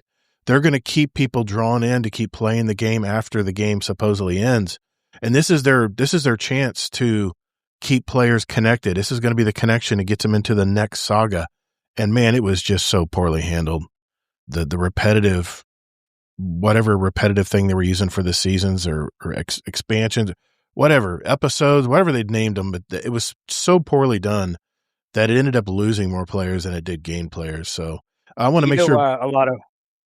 Go ahead. I'm sorry. I just want to make sure Barrel Barley had a chance to react. I didn't want to block anybody out here from this discussion. Did you have anything you want to mention? I mean, not really. I mean, Okay. just kind of what I said earlier. Just Well, I want to read a few. We have a lot of comments here. I just want to get through some of them here. Proud Pickle in the Discord says they won't drop the expansion with the quality of life update. That would be something that they brought up just to keep more interest in the future of Destiny. It would be a major content drought. And in my opinion, if the next update drops and it isn't well received, it could be the end for Destiny 2. Scarlet Maddie says, perspective drives feelings, I think. If it's framed as something bad versus something they're going to build upon, then I'd be more excited, but it's the opposite. But it's not their fault. It's game dev. And then finally, Dadbot Hero, this is why it's imperative that Marathon is a success. The profit from Marathon would compensate the losses from the financial expectations from Destiny. And we need to talk about that more after. Yeah. Yeah. And but JD Ken also said this. He goes, I hate to bring it up, but if the raid and dungeon armor has new set bonuses and you get a good god roll updated exotic armor, are they going to fix the vault space problem? Well, JD Kent, you get 1,000 right now, man. How many spaces do you need? I think I'm at like 400. Let it go, brother. Delete it's stuff. not going to get fixed. I mean, armor is what everyone's storing right now. I got a ton of armor. Yeah. The marathon thing, no one knows what's going to happen. I can't tell you, I've heard every side of the story. I've heard if Marathon does bad, Bungie's or Destiny's in bad shape. I've heard if Marathon does good, Destiny's in bad shape. And people maybe think, well, why both ways? Well, you can make an argument either way. Yeah. You can make an argument that if Marathon does bad, then, okay, everything's over for Bungie, right? But you can also make an argument, and more people are making this, and I don't know that I believe this, but it could happen if Sony is mean. Anyways, and I say that tongue in cheek, but if Marathon does really good, then Sony could say, we just want to put everything in a Marathon. Destiny's not doing enough. Sorry, bye-bye, Yeah. People can make an argument either way. They really could, Jealous talked about So this they last produced- week. I thought it was good insight. Yeah. And so we have no idea what's going to happen. We just have to hope that Sony is allowing Destiny. Again, it goes back to what we said months ago. We wish Sony would put more employees or more studios into Bungie so we could have more Destiny. Yeah. But until that happens, who knows what's going to happen? Well, I've heard that they're doing some type of raid mechanics in Marathon. Like some type of it'll secret raid or have something. So yeah, a lot of games have raid type things. Yeah, Well, it's yeah, not yeah, that but weird well, no, but I mean, Destiny kind of does it some of the best. I mean, they're kind of top tier for that. So it's the kind WoW of funny. people would disagree with you, but Well, I like Destiny. I'm a Bungie guy. So. oh, I agree. I love the Destiny raids. Yeah, but no, it's interesting because Arc Raiders did like their PvE only mode. I think it might actually still be going if I'm not mistaken. But it's kind of funny how they're like kind of stepping into that. Like, yeah, let's do PvE, and I'm wondering if Marathon will eventually do that. Yeah, if they get enough push from their audience. What if it dovetailed into Destiny 2? The universe of Destiny 2. Did? He's What talking if about Marathon. if Marathon were to dovetail into the story with the PvE side, if they did that? Well, not. I don't think it can. That's a big- I mean, It's Yeah, two it's a big separate stretch. there's I know. two separate stories, though. they're That's the basing it problem. off the original Marathon story, Yeah. which has nothing to do with Destiny Yeah. stuff. Which has nothing Yeah. to do with it. Yeah. I was just Yeah. or doing something similar to that is, I guess, what I mean. Sure. Yeah. Amazing Taco King Similar, says Kenny. in YouTube, yeah, sadly, Destiny's not safe from being let go. Just remember Crash Bandicoot and Spyro were the poster children for Sony in the 90s, and now they're Microsoft IPs. I wanted to mention one more comment here, and then we'll move on. Proud Pickle says, I could see Sony dropping Destiny 2 if Marathon does good, just because they see it as more profitable in the short run. Here's my take on this. Yeah, I think either way. I think Marathon will be a relatively successfll game. Eventually, all you're going to have there are your hardcore PvP players that can't play anything in Crucible right now because Crucible's, I mean, let's face it, there's not much to do in Crucible either. But I don't think, I think Doesn't mean Sony won't want to put more into it, though. That's true. That's true. But I said this yesterday. I said this last week. They've got the systems in place. This is a PvP game. It was not as rich as far as asset wise as a campaign in Destiny 2. Campaign in Destiny 2, you have storyline, you have to tie in the world, you have to tie in cutscenes. It's such a big production. It's almost like making a movie. But you got a PvP game sitting over here. And I talked about this a long time ago. I said Destiny just needs to have their own Crucible game, and it wouldn't take much. You would have to just set up put a new map in there every now and then. You have the systems in place, maybe update the sandbox a little bit, give them some new toys to play with. But running a PvP game is not as hard as running. I mean, I'm not even a developer, and I can see the assets they use in both these games. Yeah. Call of Duty's used the same template for years because all you have to do is plug and play just with a few new assets in there, and they'd let them go, and they still sell 15 million copies every year.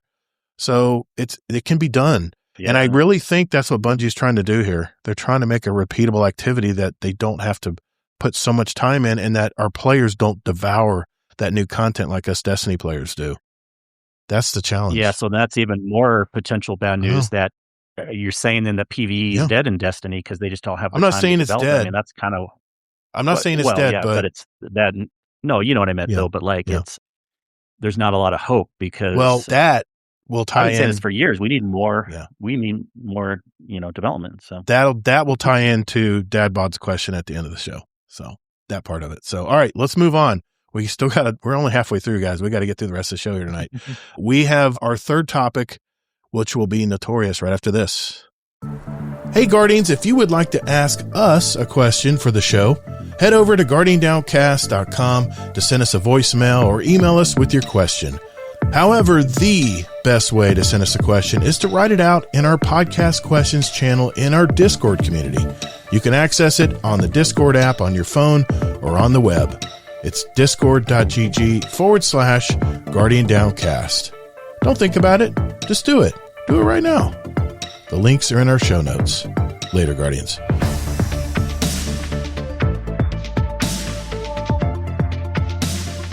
Now that we're all caught up with Destiny this week, I'll turn it over to Notorious. Notorious, what do you got for us, man? Well, simple.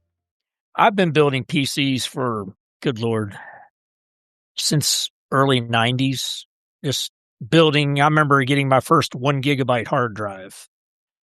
That sounds funny, but yeah, it was a Maxter, that old brand. And now that we've developed so far and all this technology is eating up all the hardware, I've had a lot of my friends who want to upgrade their PCs say, man, do I buy a PlayStation? Because it seems cheaper to buy a PlayStation or an Xbox than to build a PC. And then I have to ask them the question, well, what do you do anything else on your PC? Because a gaming PC can be like yours is dual purpose. You can do games or you can do streaming. You can do whatever you run my need business to do on it. Yeah. Yeah. And so it's all in what you want to do. But right now, I've looked at the price of DDR5 today. I was just researching it and SSDs, and I'm like, oh my God, it's almost fourfold increased in price for 32 gigabyte kits. And when I bought mine last April, it's gone up 4 times the price, what I paid for it. And it's just hard decisions to make. And then choosing the right hardware. That's why I asked the one guy said he upgraded his PC. I said, what'd you get? He goes, I got a 5060. That people say, oh, I got to have a 5080. I got to have a 5090 or a 9070 XT or whatever, right. Which I admit I splurged and bought one when they came back down in price. But get what you need to game. If you have a 1080p monitor, you don't need a 5080. You really, really do not. A 5060 or a 9060 XT or TI, 5060 Ti is more than enough power to run what you need. The question about PlayStation, I have one, and I haven't played on it since I built my PC. I upgraded my PC to play games again since Destiny went crossplay. Mm-hmm. So I suck on controller anyway, so I just say that. But talking about the hardware, the price is being driven up, and I was reading some articles about the memory factories saying it's going to they're building new factories, new NAND factories to produce more RAM. But this is not a quick fix. They got to build it. They got to certify it. You got to build it, get the machinery in there. They got to certify the machinery. They got to get the processes down. Mm-hmm. This is a 1 or 2 year long-term fix. This is not a quick fix. So and that's one thing I wanted to ask you guys. What would you say to someone who says, man, I want to build a PC. I know I love to play on PC, but I just can't afford it. I mean, I have a PS5 Pro. I paid before they really raised the prices. I can't remember what I paid actually. I got it on sale. It literally was on sale when I bought it. It was a Cyber Monday deal before Christmas when I got it. I can't remember what I paid, but it wasn't much more than the PS5 I had originally. And I have my PS5 in the other room now that my kids and whoever wants to come over and play on it. It's a pretty ample gaming computer. I mean, it doesn't do anything else but play games, and you can run your apps and stuff through there if you want to stream it through. But I have a 4080 that I bought 2 years ago now. I'm running 2 4K monitors and 2 1080 monitors, and it holds up just fine. Well, that's debatable. Everyone says I'm having issues tonight, but I'm running OBS. I'm running 1, 2, 3, 4, 5, 6, 7, 8, 10 Google Windows, Chrome windows. I'm running a live chat in Discord.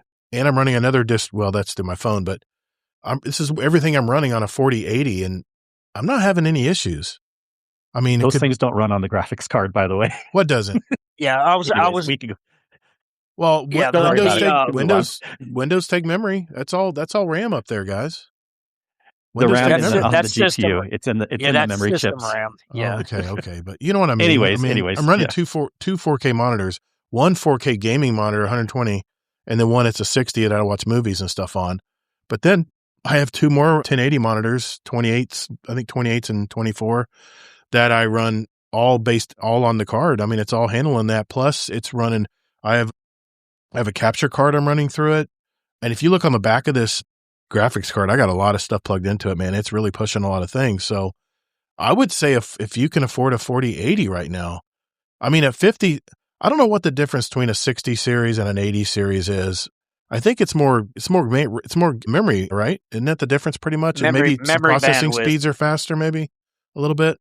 That memory bandwidth, your 5060 is 128 bit memory bus, and your 5080, I think, is either a 256 or 312 memory bus. I see. So you got faster memory speed, less latency. That's what a lot of games Just a better card. games need. Yeah. Especially the higher end games that are now coming out. Yeah. I don't know. I don't want to pass the talking stick around. Anybody else have a comment to make on that? Yeah. Well, yeah. No, to answer your question on people that want to build a PC but can't afford it, it would be a multi-point answer. First, yeah, maybe they shouldn't buy one, but I would try to, kind of like what you were, I think, getting at. I'd try to help them find ways to bring it down, because a lot of people think they need more than they really do, which I think you were hinting at. Right. I would point them towards a pre-build, or I'd point them to the 60s, like you said. I'm also, you and me both know we're AMD fans, and you can get the same amount of performance for a cheaper price with AMD. So I would point them to an AMD card, or I'd point them to an NVIDIA 5060. I'd even point them to the highest end Intel. Everyone forgets Intel makes GPUs too. Oh yeah, and they're GPUs. Oh yeah. The B series now, the new D570, 580. Yeah, and their highest GPU is actually fine if you're not doing high end games, and if you're doing 1080, like you said. So I would ask them all these questions and say, like, you may be able to afford it. Let's talk about what you want to do. What your monitor can handle. Look for a pre-build or look for cheaper parts, because there's a lot of bad information out there, like you said, where people think you need a 5080, even a 5070, and you can get a 5060. You can get other cards and be great. Yeah, DadBot has a Radeon 6700. Awesome. I have a Radeon 7800. I know you have the 9070. Nope, I'm jealous, but I had the 7800 XT and I miss it. That card did everything that my 9070 XT will do. Seriously. I don't notice the difference in the game. Yeah. Also, go ahead. So I was actually looking to build a PC around December of last year, and it didn't work out. I was using like one of those pre-built, like I think it was Alexander PCs. I think that was one of them I was looking at. They do a lot of I was going after the warranty, basically. That's kind of how I was shopping it around. But I mean, for what I was looking to do, I mean, $1,500, $1,700. That was kind of not bad. the area that I was looking at. But basically, what happened, I wasn't able to do it, so I settled for a PS5 and a laptop. So that's yeah. I have a laptop that's a 3060. It has a 3060 NVIDIA graphics chip in it, and it plays Division 2, it plays Destiny, and it also will, with lower resolution, play Warhammer 40K Space Marine 2. That's the thing, man. Oh wow! PC games, you can adjust it where your processor can handle it. And yeah, you may get a little bit. You may not get 4K 60 frames. You may not get 4K 120 frames, but I mean, you can. What about 4K 45 frames? You can keep adjusting it until you get that sweet spot where it works for you. Right. You don't want 45. You kind of want to go for 60 as the minimum. I was just using that as an example. But I mean, 1080p is still a pretty viable option. Dude, I'm wearing readers. Yeah. I'm wearing readers. How much better can it get? If I got a 4K TV in there, I have to wear my readers to be able to enjoy it, because otherwise it just looks like a 1080 to me. I mean, it just does. Another problem I have too is with YouTube TV is there's not many networks that will broadcast in 4K. It's not there yet. So you're watching everything in 1080 and 7. I mean, God, CBS Sports, man, they're putting stuff out at 740 or 7.6. What is it? 720? 720? I'm trying to raise on YouTube. I'm trying to raise it up, and it's like that's all they go. That's all they're broadcasting at. I'm like, what cheap bastards, man! Football game. Come on, you want to be able to see everything. But we have a few comments here. I want to make sure everybody's included here. Proud Pickle says, I run a 3070 i9 12900K, 32 gigabits of RAM.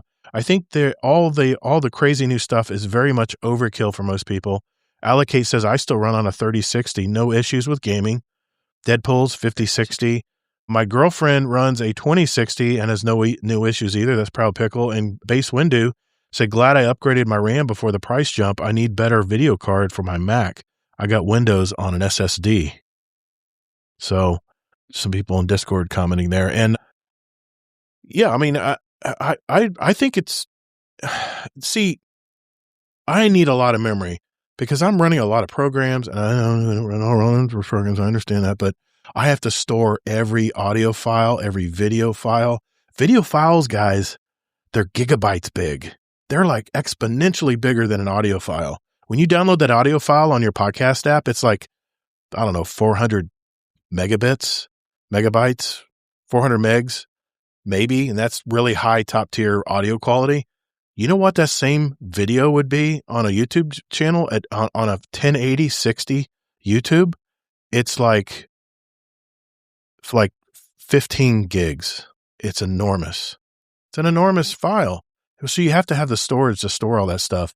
And yes, if you're streaming and you're playing a video game on your PC and you want high graphics and you want the stream to come through nice and clear, then yes, you need an 80 series video card to make sure it can push it. But I tell you, when I play Destiny is so optimized. That little memory bar at the top when you're adjusting your settings on your video and stuff, it doesn't even come close to filling that memory bar. I got so much extra memory RAM, video RAM. So I never have an issue. It is overkill. For storage space, it's making a comeback sort of right now.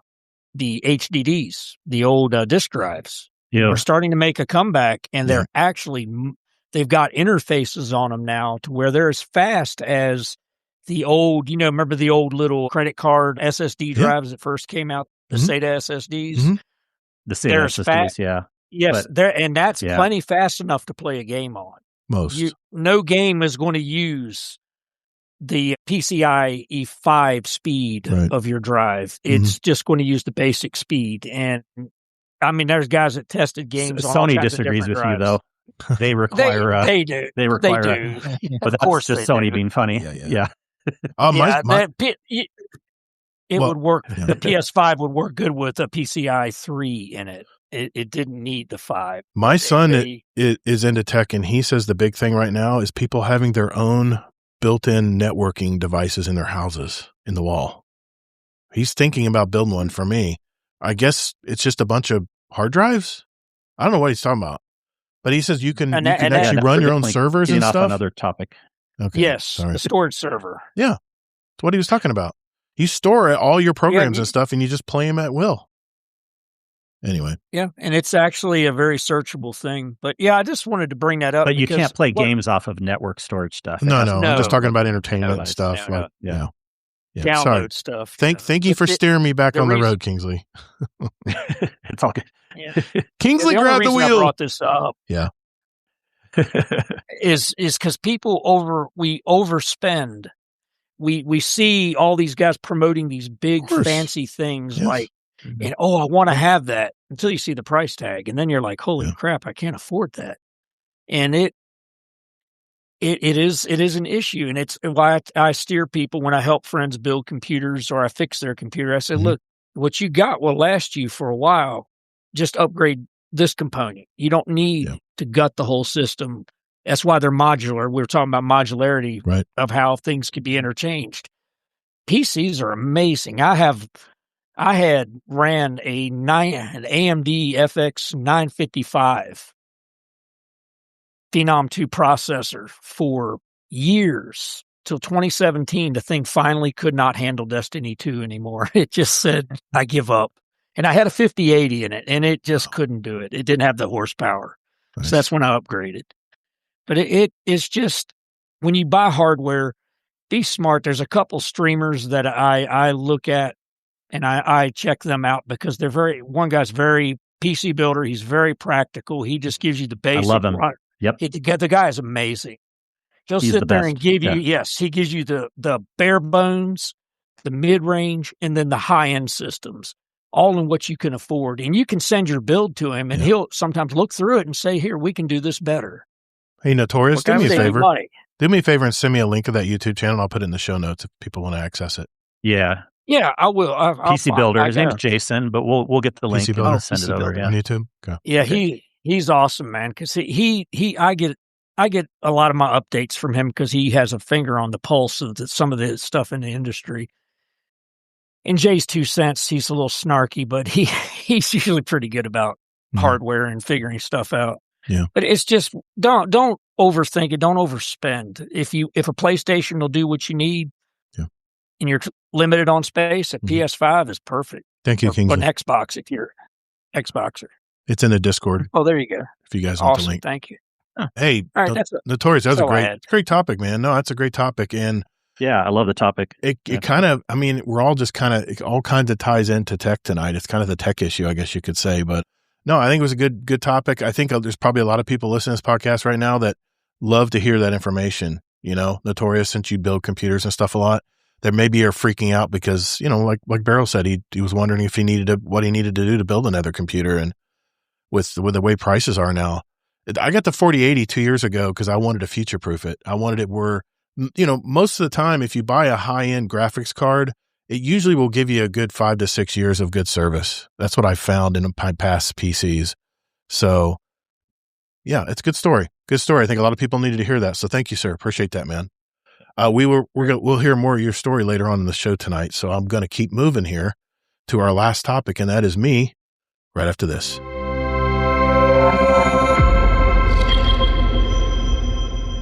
Well, as we have talked a lot in this episode concerning AI and how it might affect our gaming hobby, I wanted to wrap up the show from a different perspective.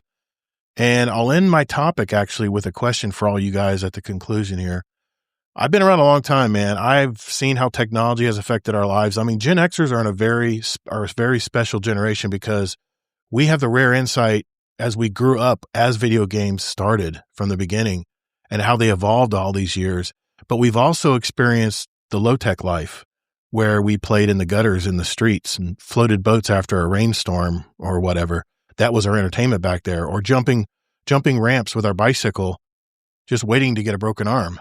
But there is something going on right now that I'm a little bit worried about. There's this thing happening behind the scenes where the massive tech giants, think Microsoft's and Google's out there, they're basically playing a kind of a high-stake game of pass the buck.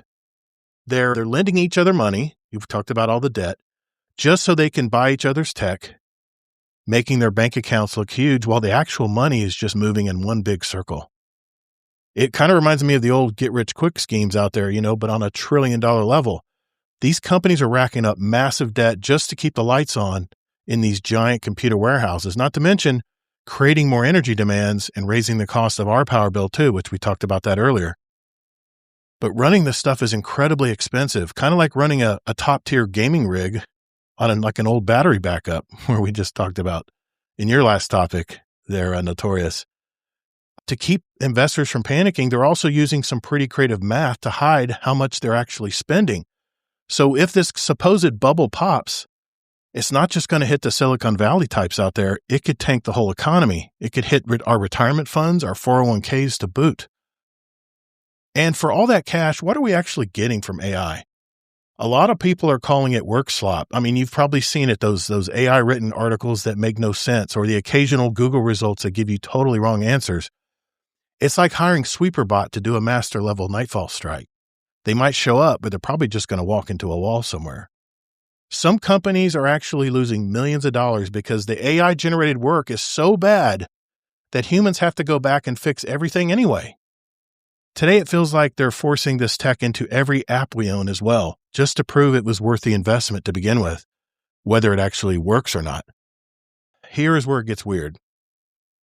While one side of the story says it's a big, expensive flop, there is another group of insiders who are actually terrified of how well it's working. They aren't worried about the money go round. They're worried about the quiet panic within the industry right now. To them, what we see now, the chatbots that give you bad recipes, stuff like that is just tutorial level, 2 to 3 year old initial inversions being purposely throttled out there. This is how they described it, and I kind of like this analogy.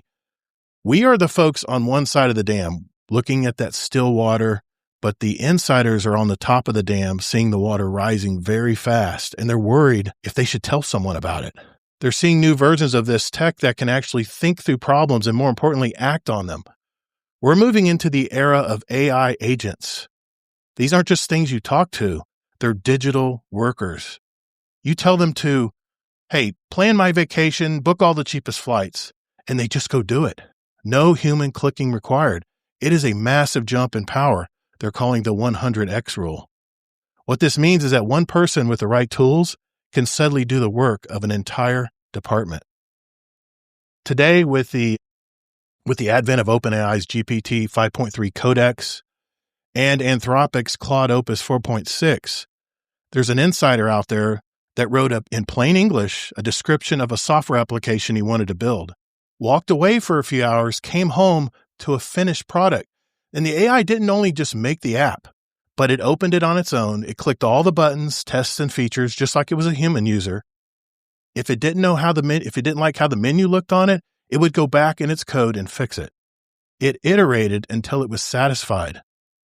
Experts are calling this AI form of having taste, called recursive self-improvement. And this is what is scaring the hell out of all our insiders out there.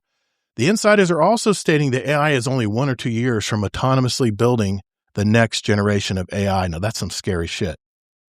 The last example I'll give you here relates to much of our gaming hobby. There is a new AI game creation tool being announced at the Game Developers Conference in March called Unity. It'll allow developers to prompt an entire casual game into existence using only natural language, effectively removing the requirement for any manual coding in the initial build phases. There's so much to talk about just on that topic. I think I'm going to make that a separate topic down the road. Just wanted to throw it out there. There is an AI entrepreneur, his name is Matt Schumer, that kind of broke the industry's unspoken rule, and he published a viral manifesto titled "Something Big is Happening." He did this on his LinkedIn profile.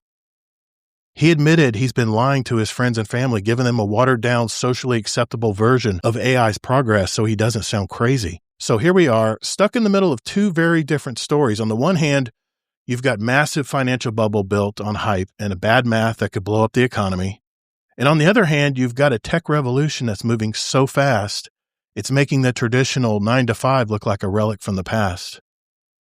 It seems like it's high-stakes boss fight, and we're all just trying to figure out which side is telling the truth.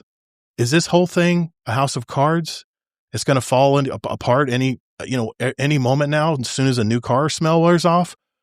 Or is it a huge shift that's about to change the map for the rest of us?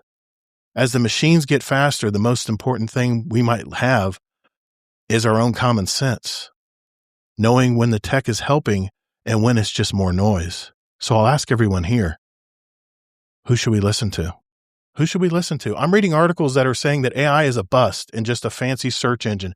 And then I hear about these insiders. There was some other things that were brought up in this article I was reading, but I'm curious what you guys think so far of what I've talked about. Good job of making it very dramatic. You didn't like my pauses? I think it's somewhere in the middle. I don't think it has to be just one side or the other. I mean, I'm going to be honest here. These were two separate topics for me. I was going to talk about the bubble, right? Because everyone's been talking about the bubble, and then I read in a blog about these insiders and this quiet panic going on right now. And I said, I got to talk about both of these because who do I believe here, man? Who do I believe here? I don't know, man. It's kind of interesting. If that is true, if it is a little bit further along than what people are saying, but I don't know why a company would hide that.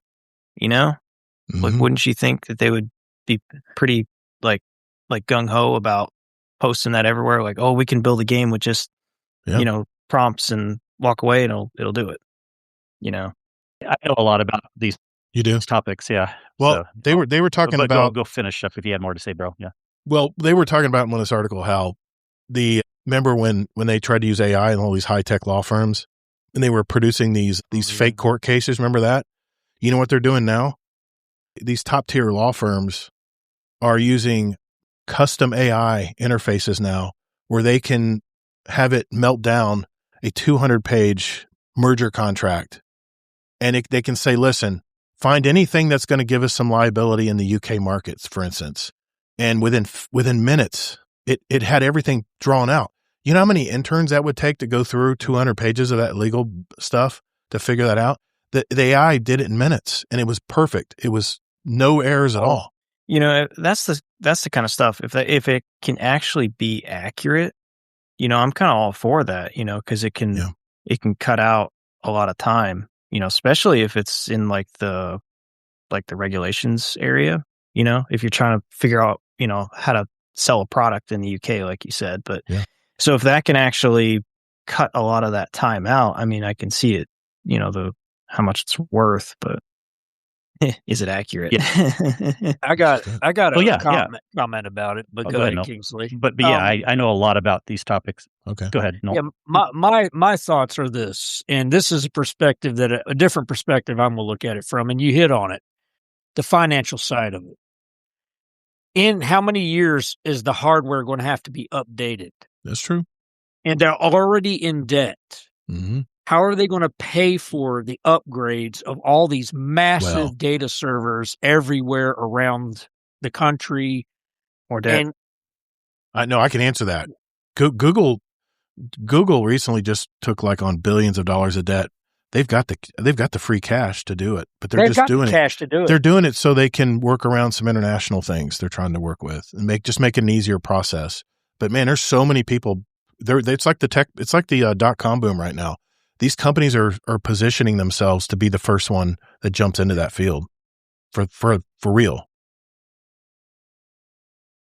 So, I mean to cut you off, Notorious.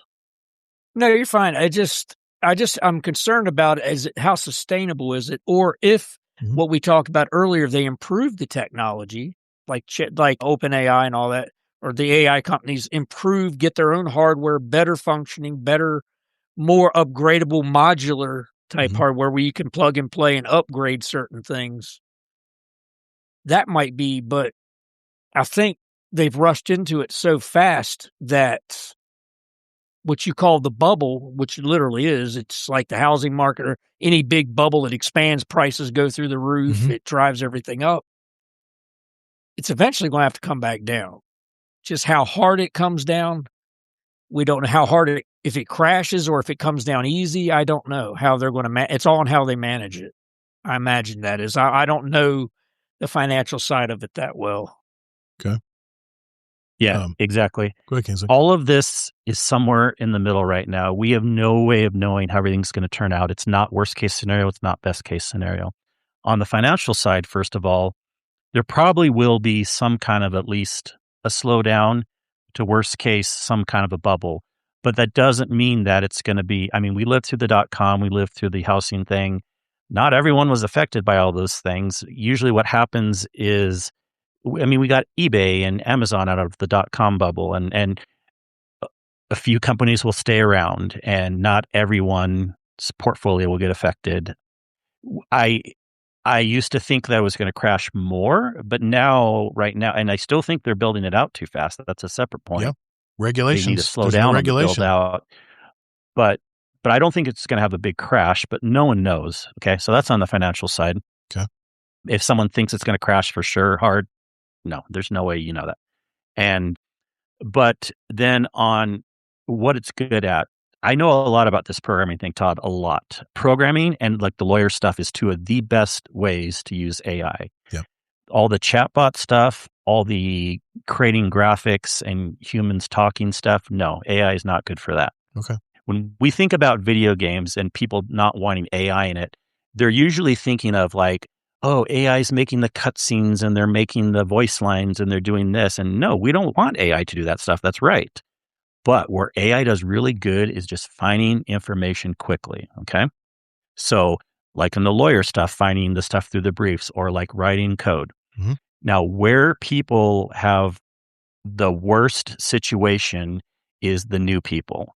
But this has happened before. When new people were coming into the market, CAD designers like writing on drafting tables and the computer started coming into the market, The new people didn't know how to use the computers yet. And it was the people that had experience that started using the computers, and they did the best. Yep. Eventually, the newer people, the younger people started figuring it out. You say, well, of course, younger people would be up to using computers. Well, it's not as simple as that. They just don't know how to use it the right way. In programming, AI works really good if you're an experienced programmer. You say, yes, we've heard those sensationalist stories of someone creating a program from scratch that didn't know what they were doing. Mhm. But the things you don't hear is most of those programs are junk. Okay. They're not very polished. They don't do that much. But I have programming friends, tons, and I listen to podcasts all the time. And the real story is the people with experience, the programmers have been around for a long time. They actually like AI and they're using it and they're helping them out. But it's not taking their jobs. What it's taking is potentially the lower jobs if a company wants to be cheap and not have the lower level people. What the experienced people use AI for is they use it for writing quick algorithms, or they use it to find bugs in their code. But you still need a human to oversee the big high-level project. AI is not going to be good with having that human high-level touch of like, well, yes, you found some bugs in the code, but we still want to keep this bug because we need to. I know it sounds weird, but there's actually possibilities like that where we need to do something very specific, and AI would never understand that because it doesn't have that human touch.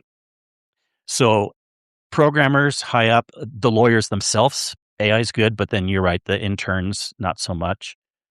Companies, when they're firing people, they're mostly using AI as an excuse. They don't have to fire that many people. It's just a way to say they can save money. Yeah. But it is true, again, the lower level people are the ones that are going to have the most disadvantage with AI. So if you want to future-proof yourself, get experience with AI as quick as you can. Yes. If you are a programmer going into the industry, do not ignore AI. Even if it's going to crash in 2 years, you need to know how to use AI with programming techniques. Because if you don't know how to program and you're only doing an AI, that's not good enough. But if you're, no programming with it and don't ignore AI either, then that's how you're going to be the best off. So I think it's all kind of in the middle. Now, one thing that I'm most concerned about these days is not general artificial intelligence. I don't think the robots are going to come alive and take over. No, I don't think so either. But where I think AI has the most harm is how companies and governments are going to use it to trick us with stuff. Information. That's what I'm talking about. Information. Mm. A lot of chat stuff can be used to, I'm not saying people will for sure do that, but there's a very high possibility. And that's what one of these whistleblowers was actually saying, was not so much that AI is dangerous in itself, but how people are starting to use it to trick others to say like, this is actually the information right here. And it's not really the information. I wanted to read Necromancer's response here because this was pretty good. He says, there was no bigger AI naysayer than me. Yes, high-tech inquiries will often bring back some bad information, but generally, if you've trained your AI, you can get more consistent data. I now use AI every day for business and personal. Overall, it's been a real positive for me. If you're dealing with factual information but need to extract specifics, try Notebook LM. It doesn't use the www, it uses the date that you feed it. AI is actually amazing depending on how you use the topic. And it's kind of dovetailing like off of what I'm saying. And I want to add to what you're saying here, because you mentioned that it's all about information gathering and access to information. I use Gemini Pro. I pay for it. It's a subscription. And I said, you know what? I just got it. And I said, I'm going to see how good this damn thing is.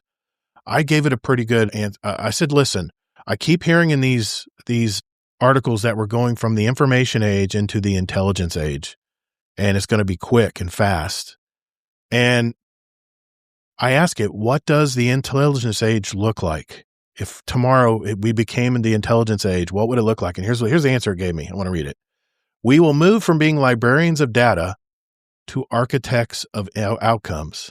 As the information age was about our ability to access and store infinite facts, the intelligence age will be about the synthesis of that data into proactive action.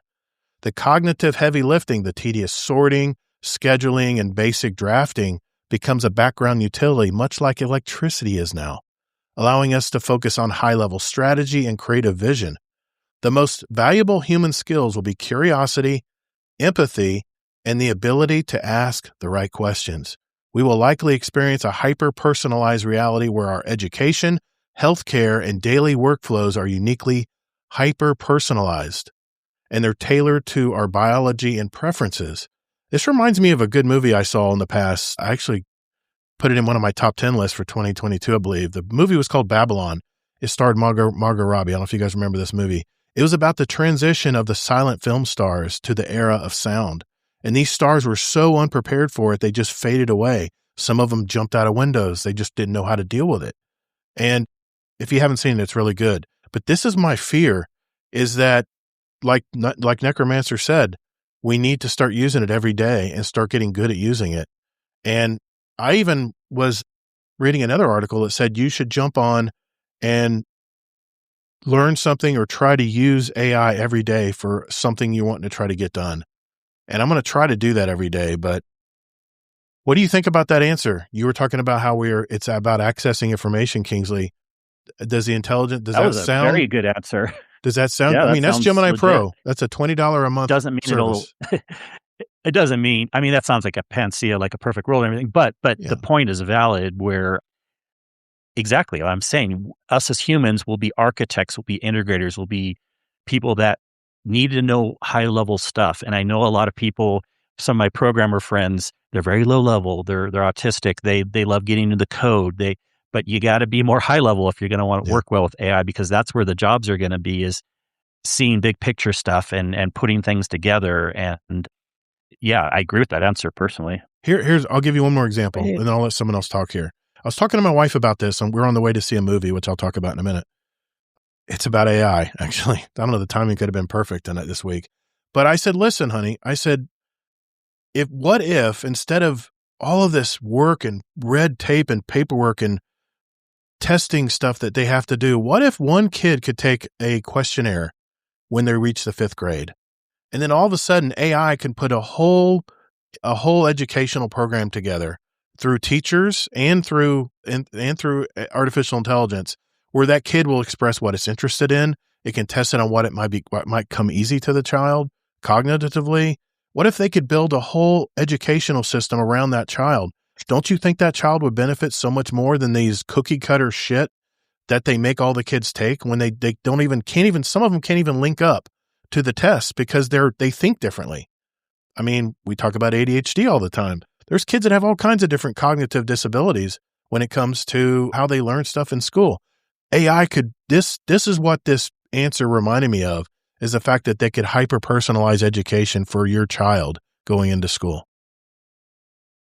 It just sounds like upside to me, not space robots and Terminators.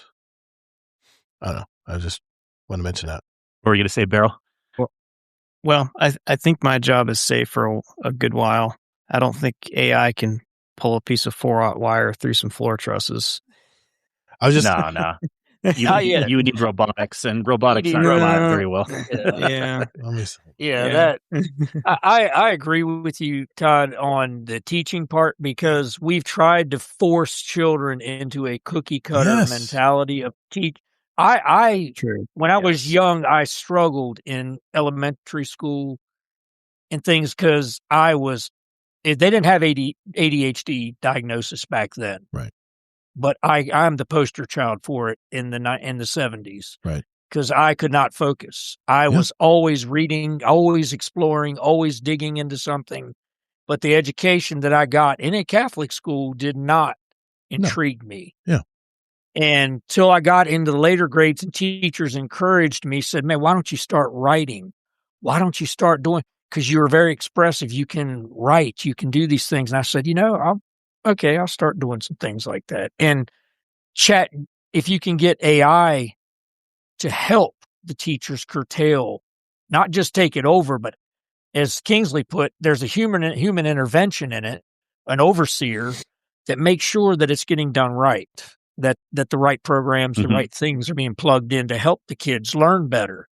Because, be honest with you, I get a lot of kids that graduate high school to come into my machine shops, the machine shop I work at, and they are clueless. And I'm like, how many years of shop did you take? 3. I'm like, you do not know the basics. Why? Yep. And I had to write a whole curriculum on how to teach people as if they've never done it before, because my company didn't want to do it. But I said, we have to do this because we don't have enough. We need employees. We're expanding like crazy. We need employees. So we had to start teaching people how to, short-term machinists, I guess is what to learn basic machining to start doing the job. And it's all because they didn't curtail. The teacher just threw a book in front of them and said, here, learn this. All right. I know we're running low on time, but I got to read this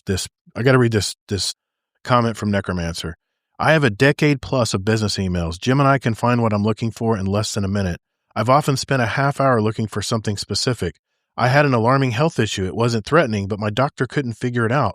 Jim and I nailed it after 20 to 30 minutes of giving it more and more of my health history. I want to do that too for working out and losing weight and getting healthy, Necromancer, but I'm a little hesitant to give it my health information from Apple. He says, my doc was never going to go through the entire history, most of which she had, but can't review my data in detail for every visit. I know doctors only have 5 minutes to talk to you before they move on to the next patient. Jim and I took every edit I made and then reevaluated it. Solved. Man, what a comment. I mean, that's fantastic, man. I mean, I'm very AI curious now, especially here's what I want to do. I want to get my Apple Health information, which tracks my sleep, my blood pressure, not my blood pressure, but my heart rate, all my activity during the day. I want to put it into Gemini Pro and have Jim and say, listen, you are now my personal trainer. Design a diet, exercise program. I need it to be easy on the hips because I have arthritic hips. Don't laugh. You'll have it soon too. And, I have a rotator cuff injury. Go. And I bet you it'll put out something so good that I can just go right into the gym, go right to the machines I need to, based on all of the information that it's gotten from the internet. Now, here's another question I have. If they're gathering all this wisdom from everything in the internet world, what happens when there's no legacy to pass down because they've replaced jobs? I mean, used to be, the old timer that's retiring would take someone on as an apprentice and teach them everything about it. Well, if that old man's not there anymore, if AI depends on the wisdom and input from the creative human being, where is that going to come from if it starts to become a very rare commodity? Is it created? Well, we didn't say it'd be rare. We were giving lots of examples of like all the experienced programmers, and you'll pass that down. And so instead of teaching people how to code on a computer, now you're teaching them how to integrate the code with AI to actually make it work. And you pass that information down. Okay. There will be some jobs lost, but like that's what you're passing down is the people that know how to use AI. You're passing that information down. Yeah. We lost millions of manufacturing jobs to China. We're going to lose millions of jobs to AI. Companies will become more efficient, grow. I understand that. I get that part, Necromancer. And I think what it's going to come down to, and I think Necromancer nailed it, start learning how to get really good with AI, especially in your job, because eventually you may have the people who are adapted to using it and know how to use it and how to use the right prompt, how to use the most descriptive input are probably going to be the ones the company's going to keep around to run it. But when they say that, one employee can now do what 100 people can do through these new AI, I don't know, that just kind of scares me a little bit. But people didn't have that's sensationalist too. People didn't have 100 interns working on the same problem. They probably had 5 or 10. So, Yeah. And Base Window says there are folks who are using AI as a therapist. That's psychosis. It's true. Yeah. They can. Yeah. It is true that it can do the job of 100 people, but it's not that simple that those 100 people aren't in the same exact thing. It's like that. But you're right. And there are certain jobs too that probably, unless robotics gets involved too, like what Barrel's saying, and I don't see how that's going to get good anytime soon. Yeah. So there's certain jobs that you don't have to worry about at all, but anything that's considered a job that could use a computer. So anything like, white collar, but that doesn't mean anything these days, but like anything that could use a computer, you need to learn AI. You need to learn AI stuff. Okay. No, the closest thing that we have to what I was saying earlier is I think in Texas, I think it's like Austin, Texas, there's a builder, pretty big builder that's been making like 3D printed houses. Yep. So it's like I heard about that. It's like a concrete mixture. Yeah. So, I mean, Badass. no, it's kind of, I mean, I guess maybe you could implement AI somehow in that, but Yeah. I mean, you still got to babysit the job. You know, there's Well, few people exactly. that- Yeah. Yeah. There will always be But that's like the integrators, close- no matter. Mhm. Yeah, for sure. Always And integrators, that's yeah. why, and this is nothing new. We're just calling it AI these days, but Yeah. with computers in the past, with the manufacturing, the industrial era, way back in the early 1900s, when you're on the lowest level of any job, you're more likely to not have the job. You need to keep working up and up and up so that you have job security. So whether it's learning how to use industry way back in the day, or learning how to use computers from the 80s to today, or using AI from today on the Right. future, you need to keep learning in your job, because who cares that we're calling it AI? Just learn the newest tools, how to do your job. There you go. I've been Simple as that. amazed with my Gemini. I've been really amazed what it can do. I test it. I see what I'll even say, do it in my speaking style, and it'll grab one of my documents, and it'll grab my document, and it's scarily close. Oh. It's scarily creepy. close. But anyway, that's a good topic. Thank you guys for indulging me. That really gave me pause this week when I read both those articles. And I said, I got to talk about both of these. I know it's going to be long winded, but I had to at least mention it, since this is the AI episode. But we need to catch up for the week, and I want to hear more about our new guest, Noltorious here.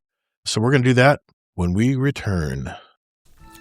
Hey, Guardian, our show runs on Duncan. I mean, it's supported by our community. And by that, I mean our Patreon community. We're nearly 100 strong now. And if you want to join an awesome group of people and get the benefits like a private channel with myself and Kingsley Mac and all of our other Patreon members out there, not to mention special badges in our Discord community, years of behind the scenes, special audio and video episodes just for our patrons, and it's really simple. Just go to guardiandowcast.com and hit that Patreon button to find out more. You can also join us for free, so what do you got to lose?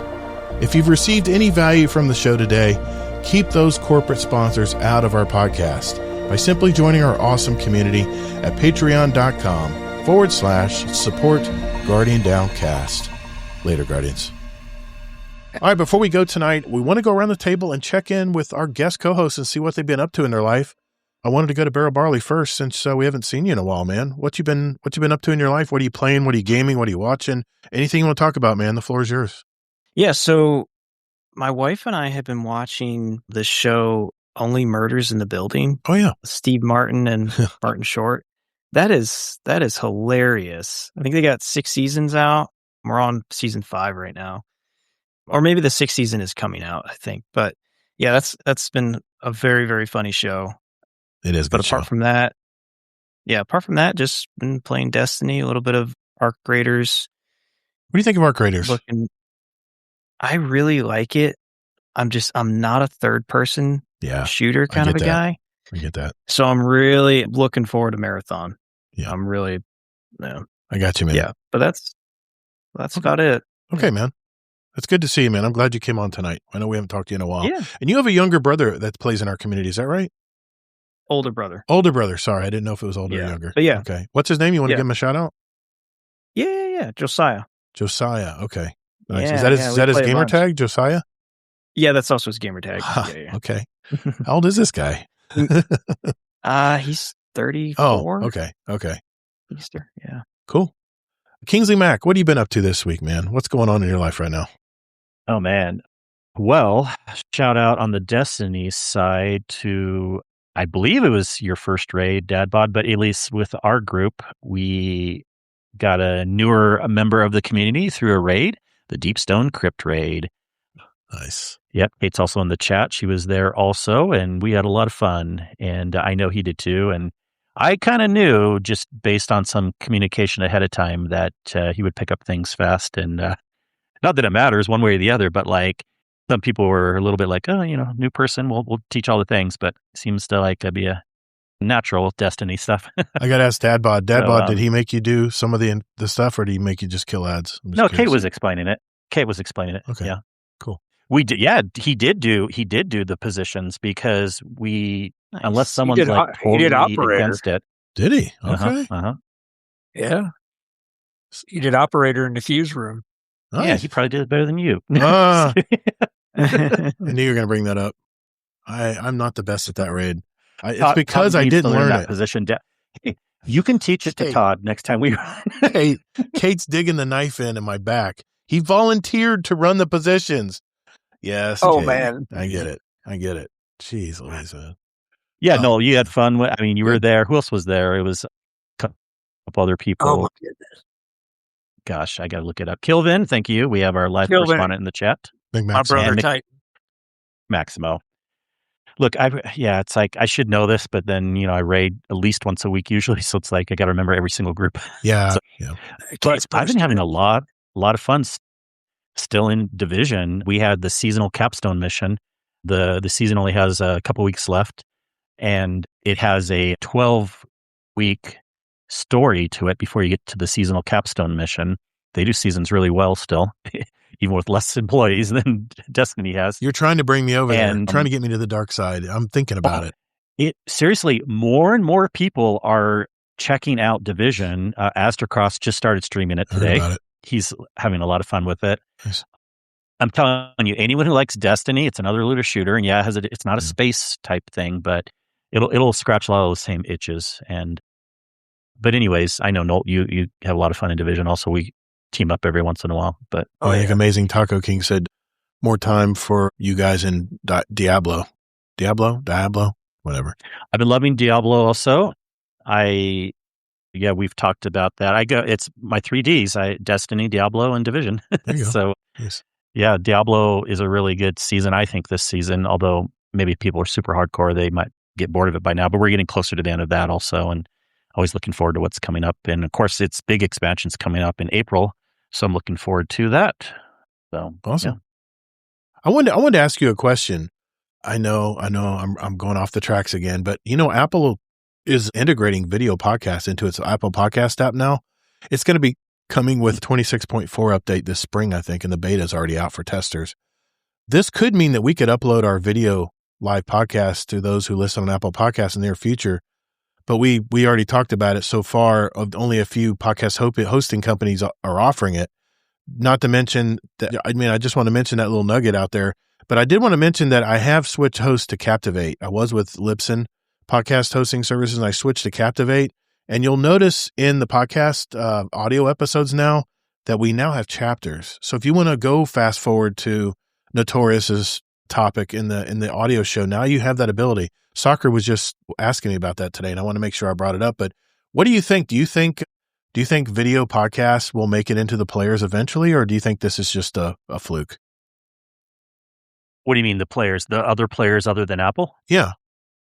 I know Acast is when it does it. Or did you mean the hosting provider?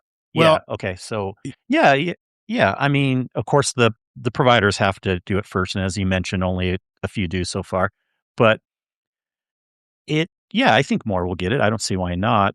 Although sometimes Apple does push things and they don't catch on, so I can't say for sure in this case. Okay. But here's how I'll know, Todd, is the one that I really like, and one of the biggest players out there is Overcast. Right. Everyone who knows, I recommend Overcast over Apple Podcast if you're on an iPhone.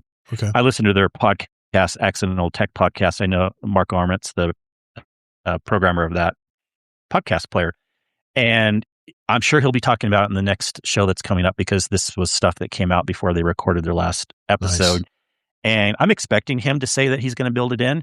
If he does, then I would say even more players will, because if Apple does and Overcast does, then probably others will. But if he doesn't, then who knows? It'll be hard to say. And the reason I switched to Captivate is they're part of Podcasting 2.0, where there's so many more features available to me as a podcast producer. So I just knew you're an Apple guy. I just wanted to throw it out there. I didn't want to cut you off, though. Was there anything else you want to mention about your week?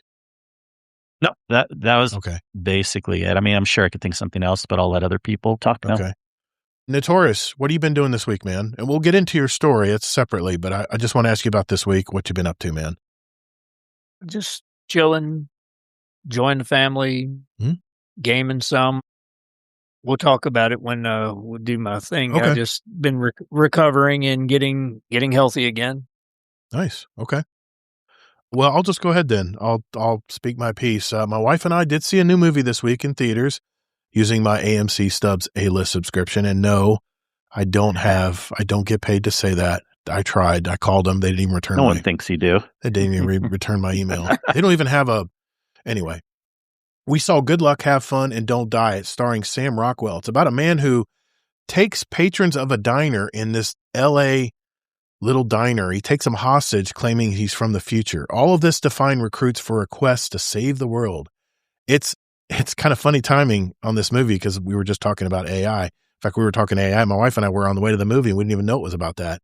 But AI is a big theme throughout this movie. It's from Gore Verbinski. I don't know. You probably have to be an old timer like me to know Gore Verbinski, but he made a lot of the Pirates of the Caribbean movies and a long list of very odd movies that he's made in the past, like The Weatherman with Nicolas Cage. I don't know if you ever saw that, Kingsley, but I found his movie has very similar themes to The Matrix. And you know how much I love that movie. It's a little more wacky, funny, but bloody all at the same time. And I really enjoyed it. Rotten Tomatoes has it at 84%. IMDb has it at 7.5 out of 10. I agree. It's a decent flick. Yeah, it sounds like a fun movie. Yeah. What else do you have to say about it? I give this one 4 stars. A solid, good film. Man, that just caught me all of a sudden. Probably because of my diatribe earlier. I renewed my subscription to Peacock. I talked about that last week. And I have been all in on The Traitors, man. This show is just such good junk food for TV when you just want to watch something at night before going to bed. I just watched the 2nd season of UK Traitors. I love the UK Traitors because it's a social experiment. You know, you have all these people, 3 of them are traitors, and they secretly kill people at night. But there's a way the faithfuls, the other side of the coin, they can actually find out who is the traitor through little clues they get for mannerisms. And like I said, it's a big social experiment. And what I love about the UK Traitors is you start learning the mannerisms of the Brits across the pond. You kind of realize how they talk to each other, and it's very educational for me since I had a UK GDC meetup last summer. So I'm really enjoying that, and I'm watching the latest season of the US version as well, but it's on a week-to-week basis. I hate streaming platforms that make you tune in every week. I just don't like it. I want to give a shout out to our Saturday night raid crew. I think we completed almost the first 3 encounters of Salvation Edge, and it's just refreshing to learn a new raid and be challenged by a raid and try something new. And then I think we did a really fast, like sub-hour Vault of Glass run afterwards because we had a little bit of time left. And I was wanting to talk with Heyoka. And let me give a shout out to everybody. It was Heyoka. It was Azura Demon, which I've never gamed with. Very good. Smurf, which is a very good raider. Allocate, and of course Kingsley Mac was our Saturday daytime raid. And then Friday night, it's my normal raid crew. It's Rona Red Lion, Allocate, Zombie Pops, and Mr. Sin Media. And of course, Mr. Kingsley Mac doing that. But we did a Deep Stone Crypt run, which you know I love to do. That's my favorite raid. But then, like I said, we ran and did a Vault of Glass real quick afterwards. I haven't played a ton of video games other than my game of the month, which is Arc Raiders. I played it with Jealous. Jealous jumped in, and he was kind of my bodyguard.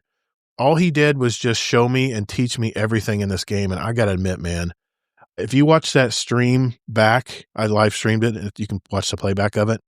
I learned so many things. And if you look, every time he mentions something to me that this game is doing in the game, I keep looking up at the camera going, why isn't this in Bungie? Why isn't this in Destiny 2? Because this is what would make people stick around and play more. But anyway, I had a great time. We played for probably 2.5 hours and just had a good time. I was getting a lot of stuff done. And what I love about this game, it's the one thing I love to do in Destiny is collect materials. So I'm a material hoarder. I'm grabbing stuff. I'm like a little rat. I grab stuff and I'm running into those little expansion, one of those little drop pods or whatever, and the excavations, whatever sites or what they're called. And I'm just stacking up everything. I've got all my workbenches built. So I've got everything in place now to just start making all kinds of cool stuff. But then we ran into what was supposed to be a friendly server, and these guys just totally aped us and we lost everything. And then it came back down to earth that, okay, this isn't Destiny, because I lost my tier 3 gun that I just built. I mean, I lost all these materials. I go back and other than the chicken giving me a little bit of a thanks for playing, materials, I lost everything. It was in my backpack, and they do have a safe pocket where you can put something in there like a blueprint or something that you don't want to lose. But that kind of came crashing down when someone actually shot me, because every game people were all friendly. We're all just talking with each other and real friendly and having fun, and just makes you realize that it's not always about the PvE side, that there's a lot of PvP players in there as well. And all they want to do is just kill you and take your shit. So, and then I found out the guns, this is a cool concept, Kingsley, maybe for a future Destiny game.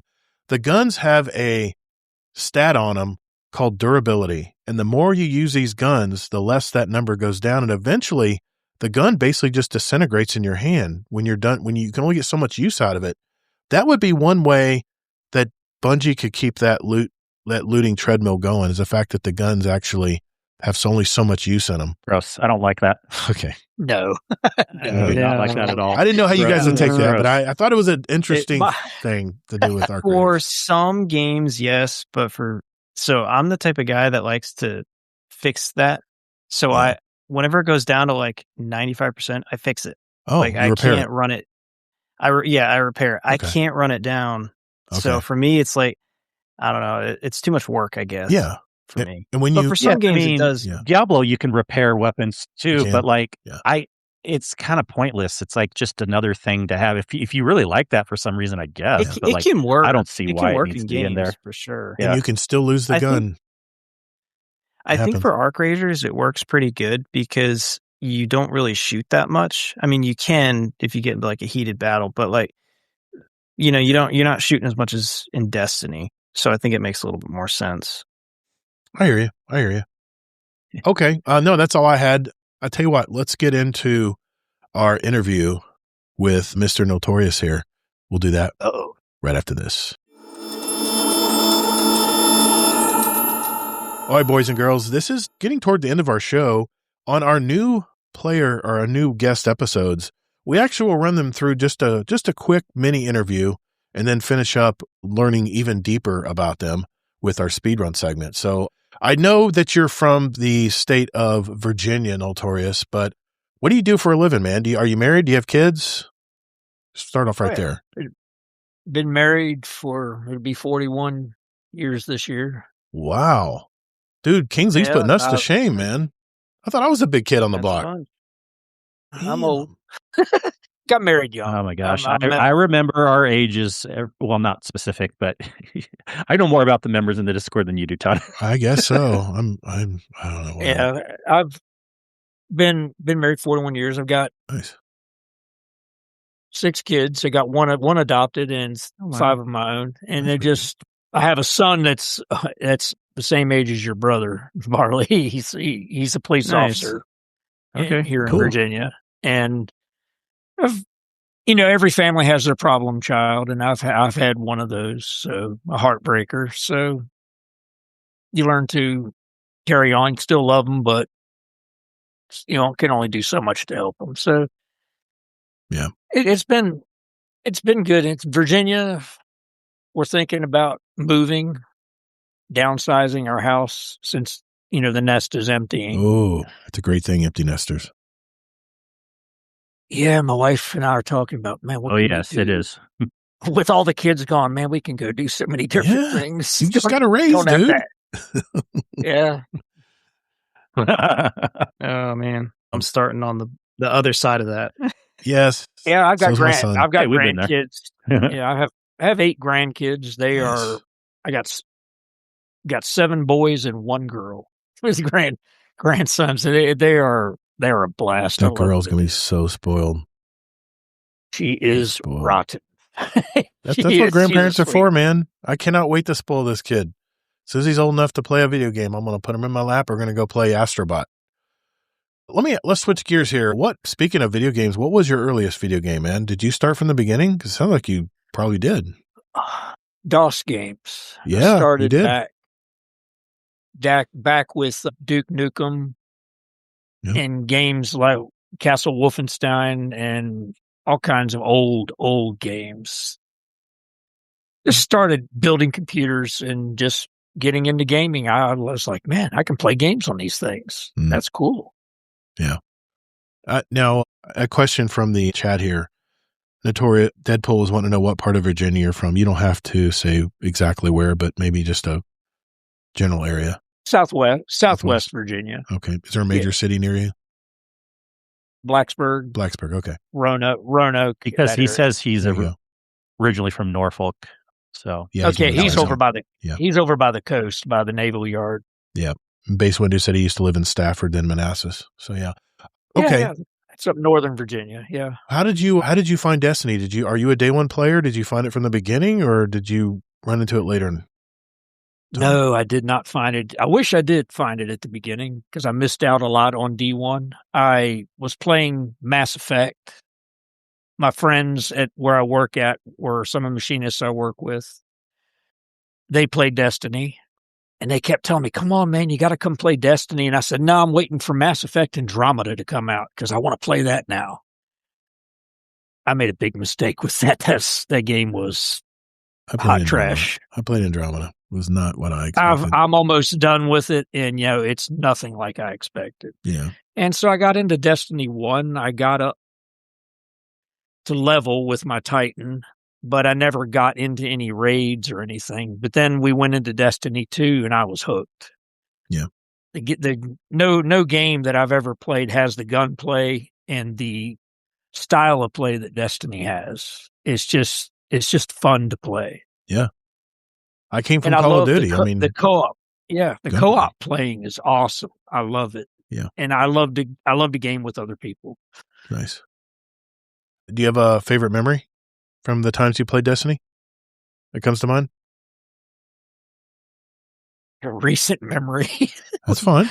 It's just funny because I've since I had some things happen this past year, my memory kind of fluctuates.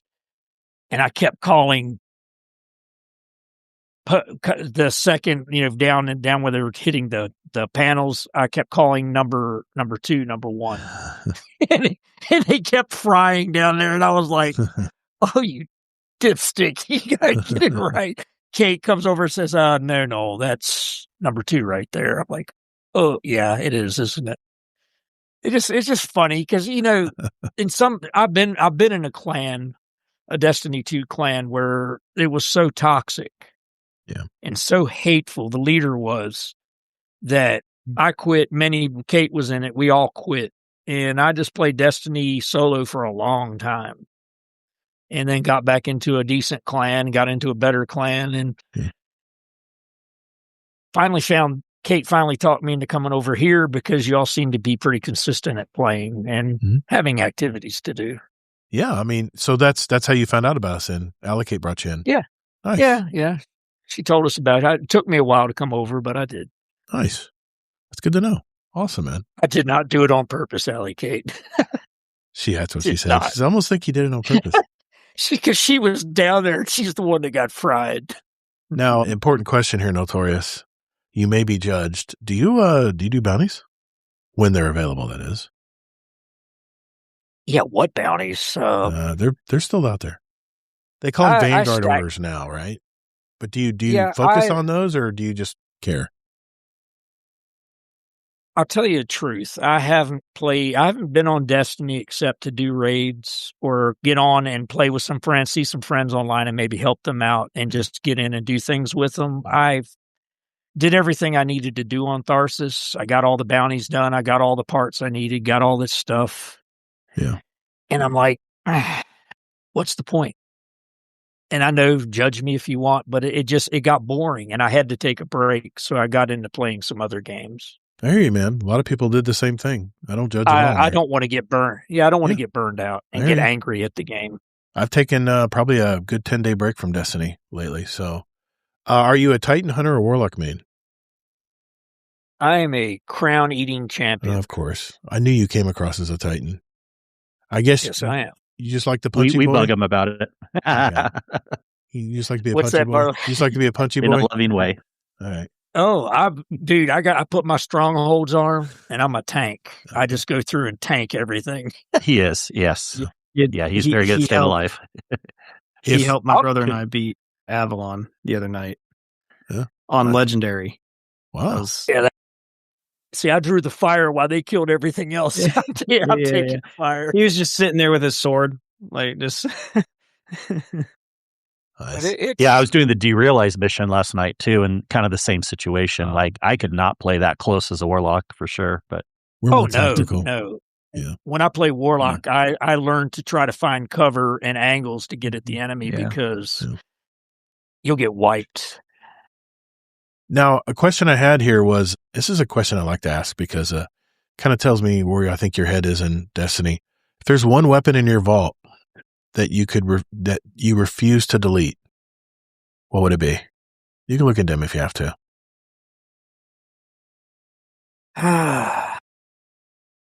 Bungie says, okay, we're wiping and you have a safe pocket. What are you putting in the safe pocket?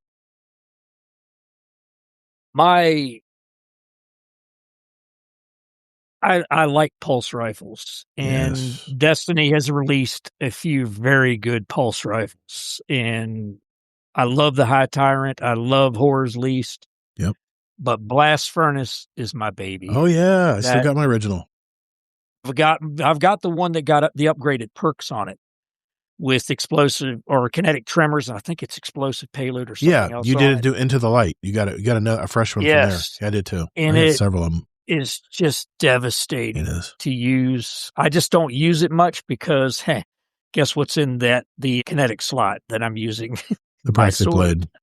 Yeah. Yes. Gotcha. With strongholds. And I know they're going to nerf it, so I started weaning away from that play style because I know they're eventually going to nerf strongholds. Yeah. Maybe. Yeah. Maybe. Well, this question is probably more appropriate than ever now. So glad I kept it. If Bungie assigned you a small, versatile team, just to you, that they can do everything. They have the whole nucleus of what you need to make changes in the game. What would you work on in Destiny 2? Remember, it's a small team. Small team. Mm-hmm. I'll work on. It's a tough question because my mind's racing, going several different directions. We haven't even done the speed run yet. I know, reel it in, boy. I think looking at content, some more. Why can't we have like some 6-person? More 6-person activities? Yes. Yeah, makes sense. Instead of PvP being the only thing that's 6-person right now, or raids, why can't we have some fire team ops where we go in 6 people deep? That would be so much fun. Like a super strike or something. Yeah. Yeah. Okay. Yeah. And it would be great. It's a good answer. Do you have any other hobbies outside of gaming other than the gaming hobby? Tinkering, fixing things. I love working on my cars. Haven't been able to do much of it, but I love to fix I hate paying somebody to do something that I can do myself. Okay. Kids, cooking. Grandkids. I mean, enough said.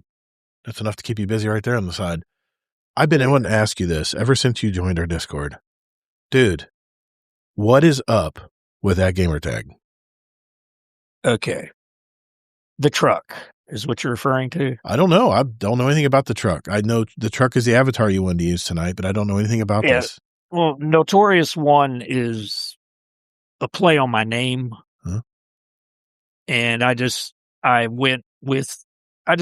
there and was thinking about it, and I said, oh, Noltorious. That'd be a cool spoof off my name, and I'll just go with that. And my gamer tag with the truck on Xbox, when I first started using consoles, my gamer tag was Old Chevy Truck. And I just kept the truck as my old throwback. Nice. But yeah, Noltorious is just a play off. Noltorious1 is just a play off my name. Okay. So your first name's Noel? Yeah, Noel. Okay. Good to know. I know what they call you when we're on a raid or something. I've been called a lot of things. This question is wide open. Hey, you. Oh, go ahead, Kingsley. Go ahead, man. No, I was joking. Oh. We call him Hey You. Oh, Hey You. Hey you. Hey you, quit messing up on the pads. Yeah. This question is wide open. You can bring in anything in your life, But what is one thing about you that no one knows about you? This would be the time to share it if you wanted to share something about it. Nobody knows about me in the Discord, in community. This is wide open. Or? This is wide open. You mentioned something about the truck, but was that what you're going to mention about the truck? That was your gamer tag? Was that the part of the truck? No. Yeah, you said there was a story. That truck. Yeah, that's not my original truck. The original truck I had the red truck that I sent you a picture of was the 95 Chevy that I had. Was a beautiful truck, and I wanted to. It was fixed. It was perfect. The body, it had no rust on it. It's a Chevy with no rust. Think about that. Yeah, I know. Impossible. It's a miracle.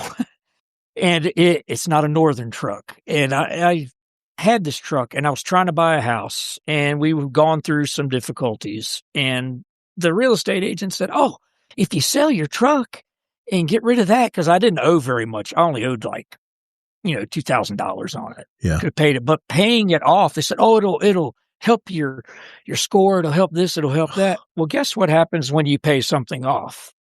It drops your credit score. It dropped it by over 70 points. Oh, wow. And put a hurting on me. So I got rid of my favorite truck, which was a 5-speed, full-size 2500 Chevy truck. Wow. Got rid of that for nothing. Oh. And that irritated, that still burns my biscuits to this day. Did you get... I'd be pissed too. Yeah. Me and that real estate agent, let's just say she knew exactly where I stood when I was done. Well, I mean... I know something about credit scores. If you get rid of that debt, that's less, but the problem is you're dropping the account. That's what hurts you. Yes. See, your credit score is all about the account. It's all about the amount of debt you have that you're not using. That's the key to raising your credit score. Exactly. Yeah. So and it hurt it in the short term, and it went up. Yeah.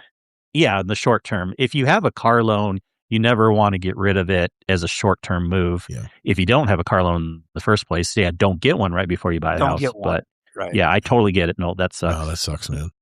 And that thing just sticks with me to this day. That was over 10 years ago, and it just still. Those agents sometimes, oh my gosh, yeah, I have to tell you so many. Yeah, there's a lot of stories. They think they know everything. There's a truck. Did it have the 5.7? Was it 350? Did it have the 5.7 in it? Yes, it had the 5.7 and a 5-speed. My brother had one with a 6.5 diesel. Nice. Ooh. That's the original Chevy diesel motor. The old 95 6.5. Yeah, that's what I was going to mention. Yeah. I had a 1999 red F250 with the 7.3 diesel in it, the OG. Ooh. That thing got such great gas mileage, and it was pulling so much weight. I have a 6-liter in my 2006 now, and it's a dog. And I had to do all kinds of upgrades to make it stronger. But that 7.3 liter, there was nothing I could do to hurt that engine. It was such a good engine. Good motor. I'm still kicking myself. Or it was a Ford. Yeah, Ford. Ford. It was the international. It's an international diesel. It's an international motor. Yep, yes, exactly. That's the best diesel engine ever put in. You don't have to tell me, dude. I'm still kicking myself for. I mean, I was always trading vehicles because it was a super cab like the one you see in your avatar right now, and I wanted a 4-door so I could store more things in the back. And the 7.3, you know what I traded it for? A V10 dually F350. No. And that thing, I remember towing a camper and I was watching the gas gauge go down, going like 80 miles an hour. It was it got like 8 miles a gallon. It was a dog. But I feel you, man, on the trucks, because there's some trucks that I've let go that I'm still wish I could find to this day, because I think I could have gotten 700,000 miles on that truck and it'd still be good, still be working. Oh yeah, those engines. I've seen guys. I've had friends rebuild them at 500,000 miles, and the bearings. If you do the maintenance, if you change the oil, change the filters, and keep your injectors good and everything clean. Man, the bearings have very little wear on them. Mm-hmm. It's amazing. Proud Pickle. Credit is a scam. Go into debt to be able to go into more debt, and to be able to get an even more. I'll tell you this, Proud Pickle. When it comes to credit, play their game. You got to know the game, play their game, get the credit cards or whatever, have your open accounts and just put them in a drawer or destroy them. Just have them as open lines of credit. And then when you're ready to get a house or a car, your credit score is 720 or higher. That's all you got to do. I mean, if you, you don't want to go into any debt. You just want to have you just want to have one credit. open and not use it. Yeah. See, banks love it when you have credit and don't need it because you're playing hard to get with the bank and they don't like that. So that's unfortunately the credit agencies love it because that tells you that you don't need credit, but you have it open. You're playing their game, but you don't have to use it. So you're teasing them. It's tough to do though because it's so easy these days to say I need the points, or I want to get the 3% back. My wife plays that game. She rakes in tons of money on these 3%, Apple Card, all this stuff, and she pays it off every month. She's so religious about it. I wish I had her discipline, but I do okay. But I'm not perfect. That's for sure. Name a motto or mantra that you live by in life. The thing that has driven me most of my life, because I've had to struggle to get ahead in every job, every place I've ever been, people would tell me you can't do it. And my favorite motto is watch me. I like it. Step aside, watch here, hold my beer. Step aside. Let me show you something.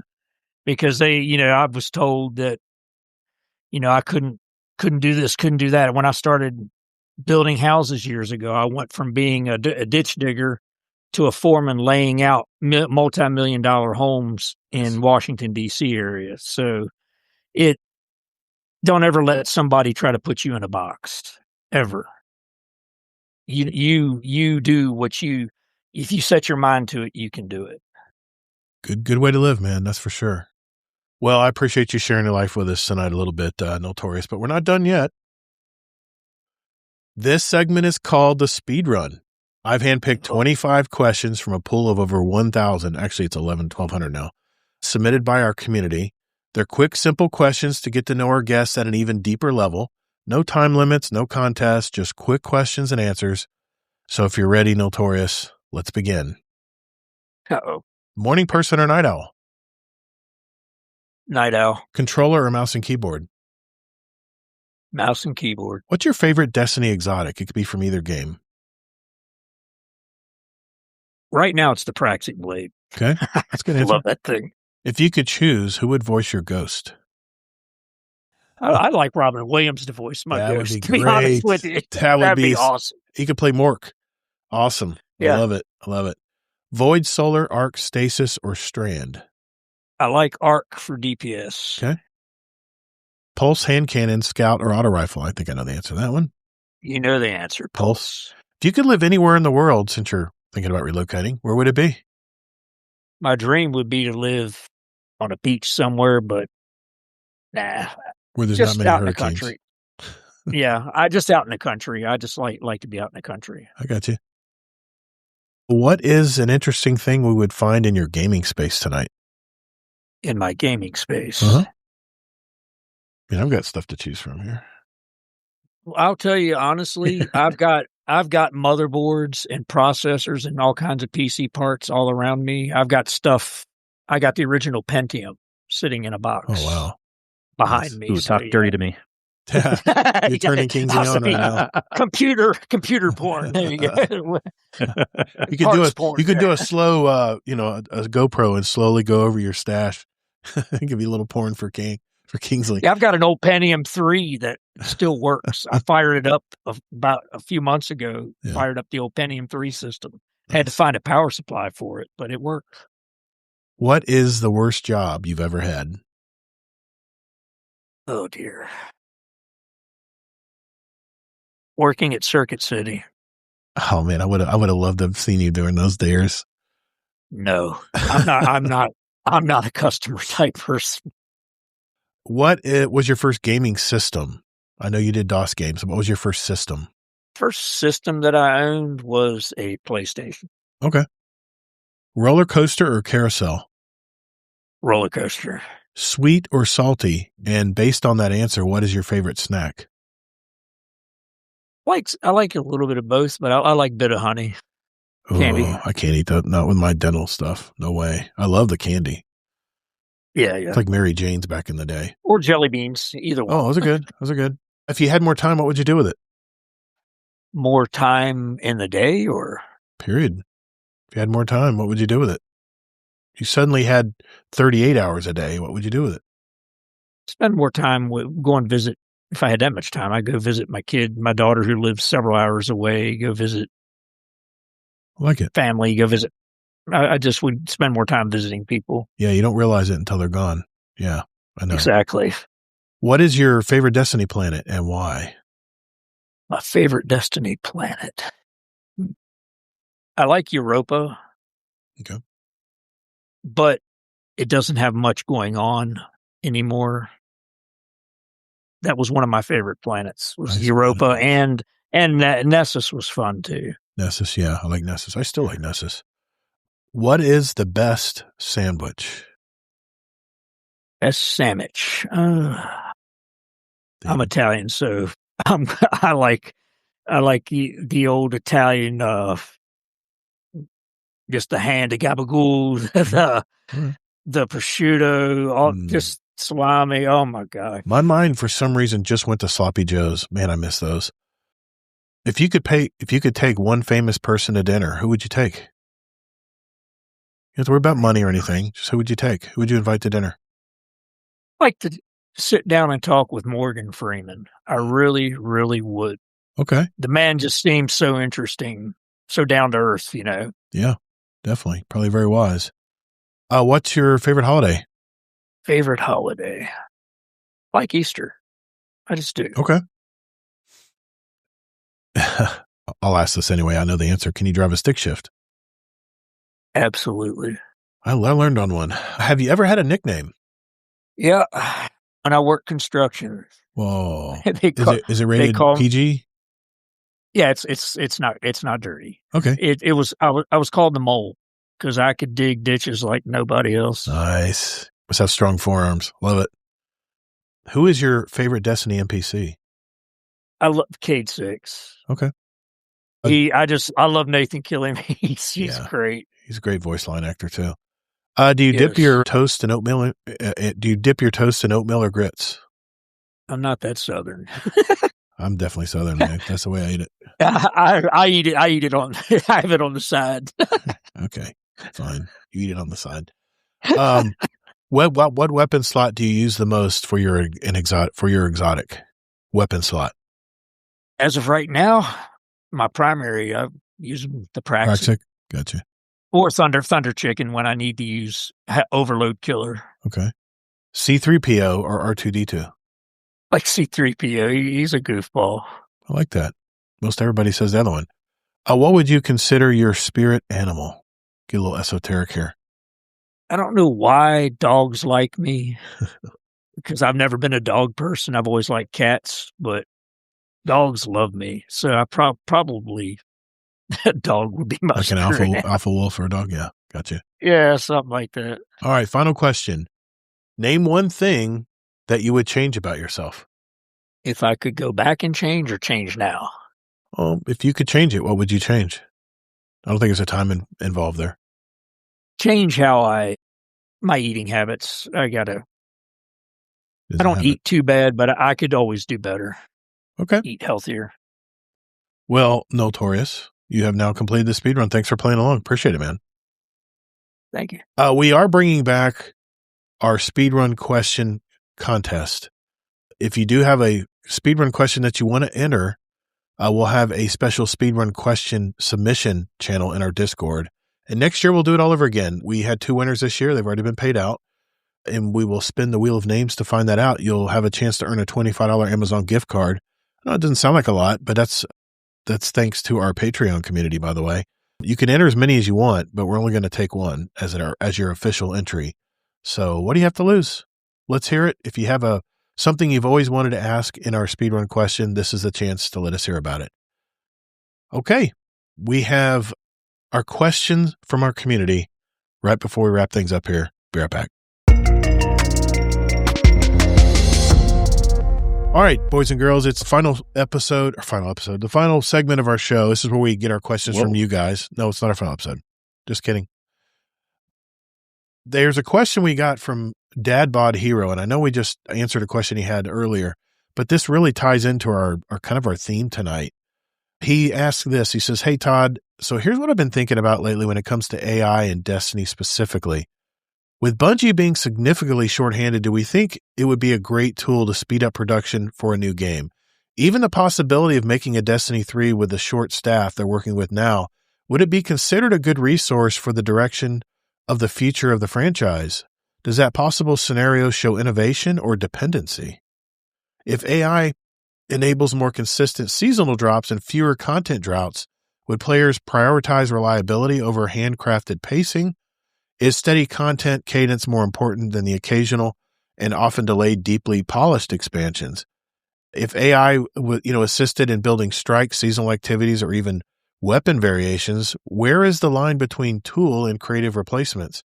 I really do believe that the future of AI could build a franchise built on lore, mystery, and a curated experience. In other words, raids and dungeons that can maintain its soul if algorithms can help shape the future of the Destiny universe. The big question is, would the community need full transparency for where and when AI is being used during the possible Destiny 3 development? With content being as stale as it has been, would the community really make a massive deal out of the guaranteed new Destiny game? Would be in the works? And if produced much faster than years past, if the gameplay feels good, does it matter how the game was made? Well, he has one more thing you want to say. Lastly, if AI can sustain Destiny 3 for 10 plus years with consistent updates, does that future outweigh concerns about today's artistry? I think the long-term health of the franchise is no longer dependent on human-led vision that delays production speed. I know it's a lot.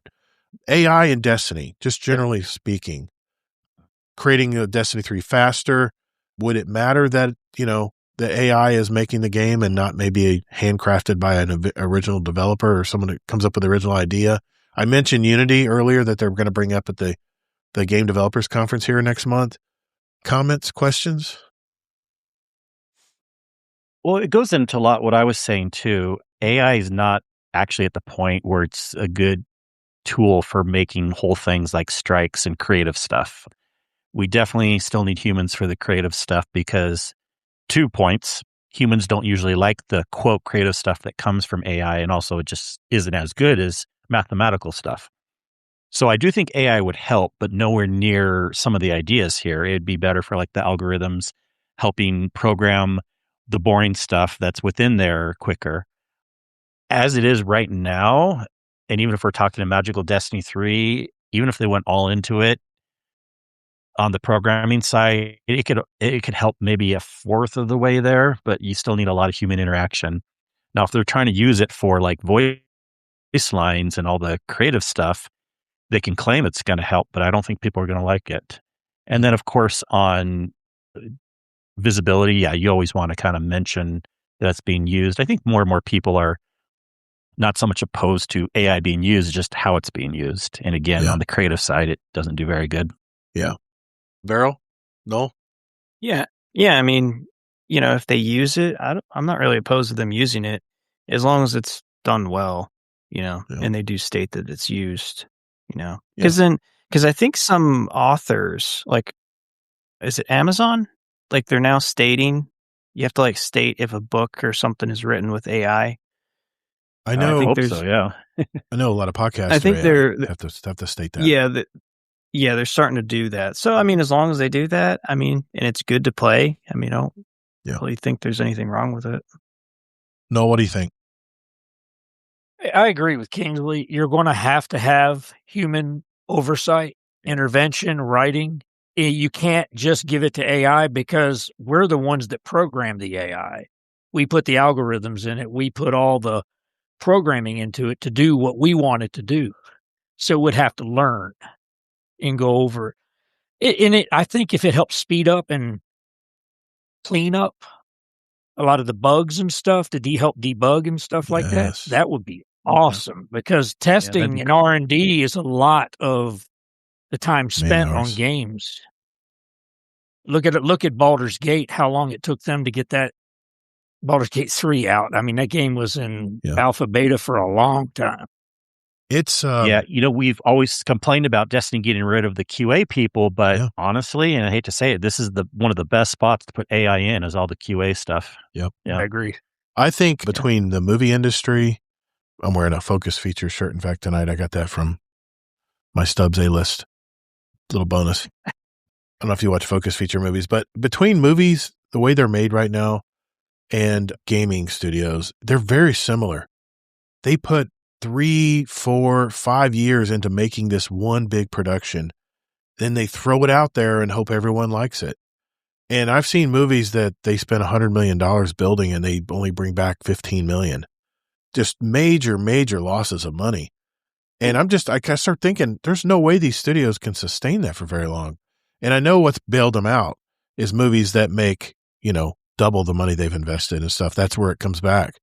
And, it all averages out, I guess. But, the same goes for let's just say Bungie.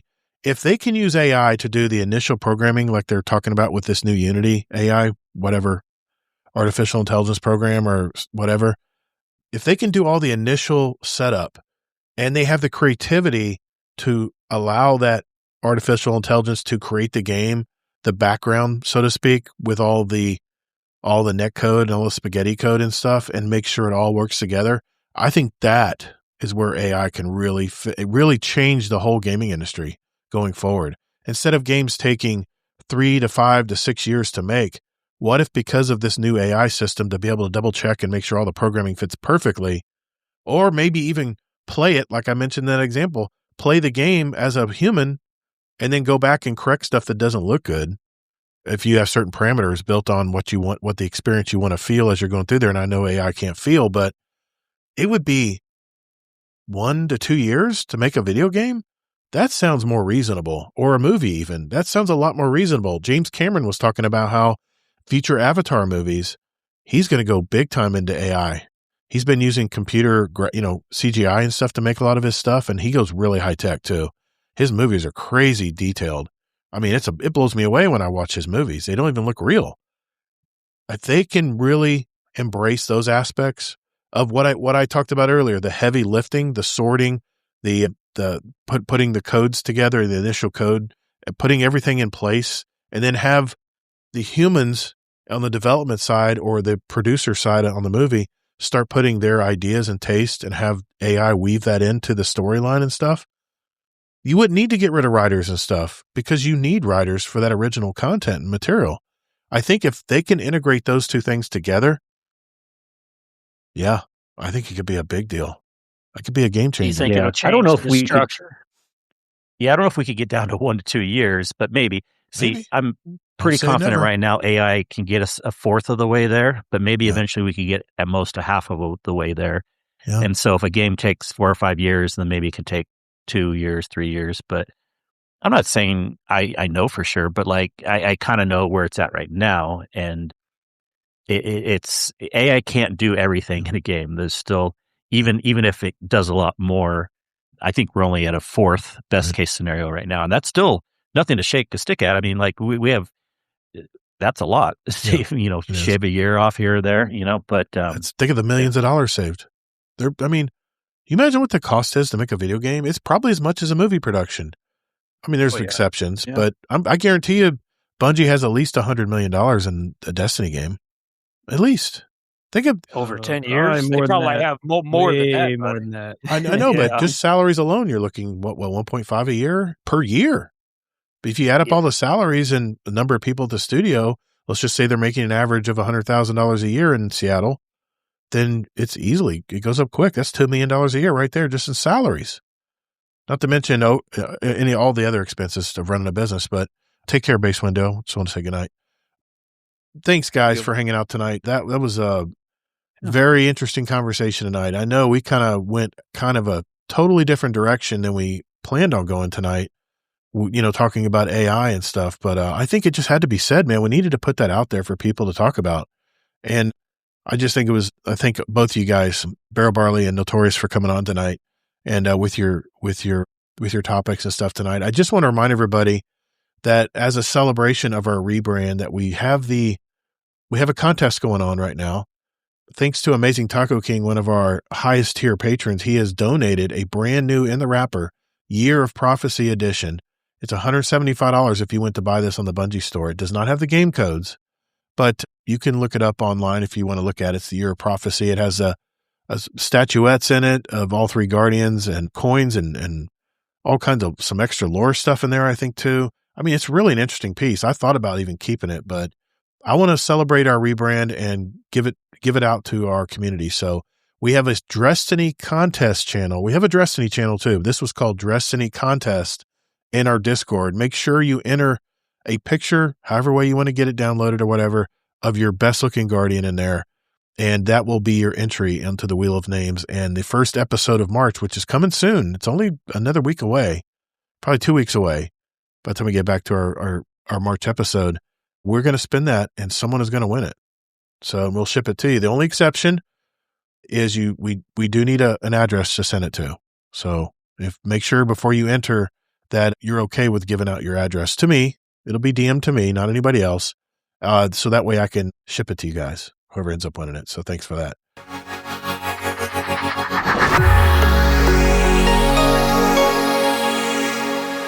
So now that we've wrapped up and completed our very first new guest episode, what do you guys think? Do you like the new look and feel of Guardian Down Roundtable? I will say that we have more guest co-hosts lined up for shows through April already. And the response from our community, friends that we've asked to be on the show, has been outstanding. I can't wait to feature more of our community. I did want to mention that every month we'll invite a newer member of our community that has not been on the show before to be on our show where they can talk about their story and how they got into video games and just get to know more about them, and not to mention the good old speed run. So if you're interested in being on the show as a new guest, a few things we're looking for. We like to see new members active in our community, whether it's joining game within our Discord server or even just chatting with us and engaging with us in the Discord. We want to talk to you guys. So if you think this is for you, you've always been curious what we look for when inviting a new guest, now you know. Big shout out to our Patreon community that's nearly 100 strong now. We have bonus content, special roles in our Discord, and even private channels where we can all talk together as supporters of the show and community. So if you're curious what's involved, you can also join for free just to kick the tires and look around. A shout out to our largest Patreon supporters like our Dungeon Champion patron Deadpool1 Merc, our Raid Boss patrons Amazing Taco King, Frostbite, and Jealous. If you enjoyed today's episode and received any value for your time today, be sure to hit that share button. Let someone know about our community and podcast. Send them to guardiandowncast.com for more information. So, for whatever game you're into these days, be sure to take breaks, hydrate, and touch grass. Elmer Fudd Games. The path to victory is long, but there's always hope. Fight! Thank you all so very much for listening, and whether in life or in your game, get your reps in. Later, Guardian.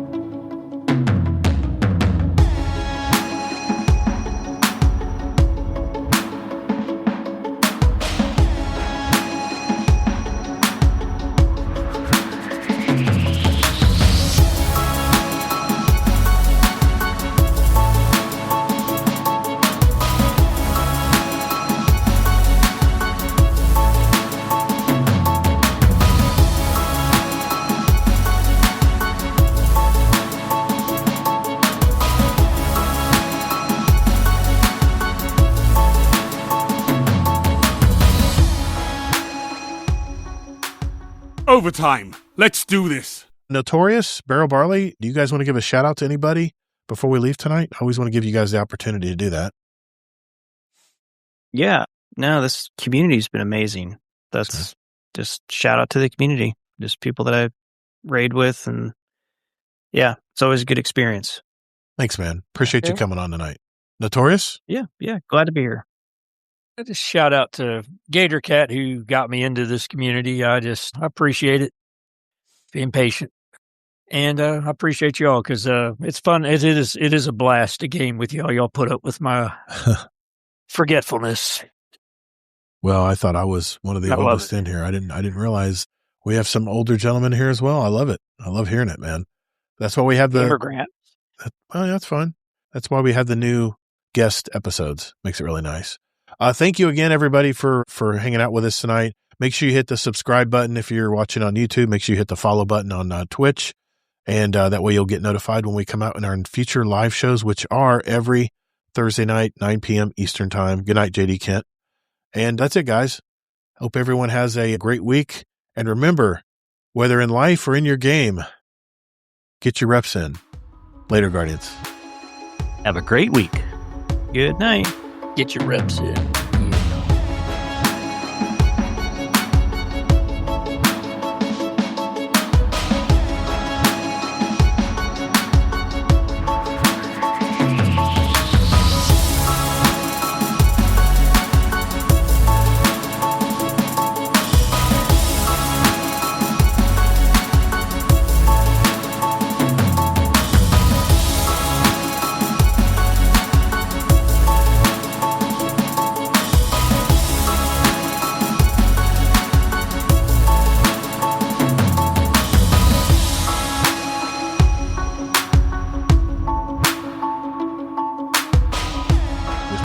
Play the game. I would say it depends on any of the class. frontier stuff.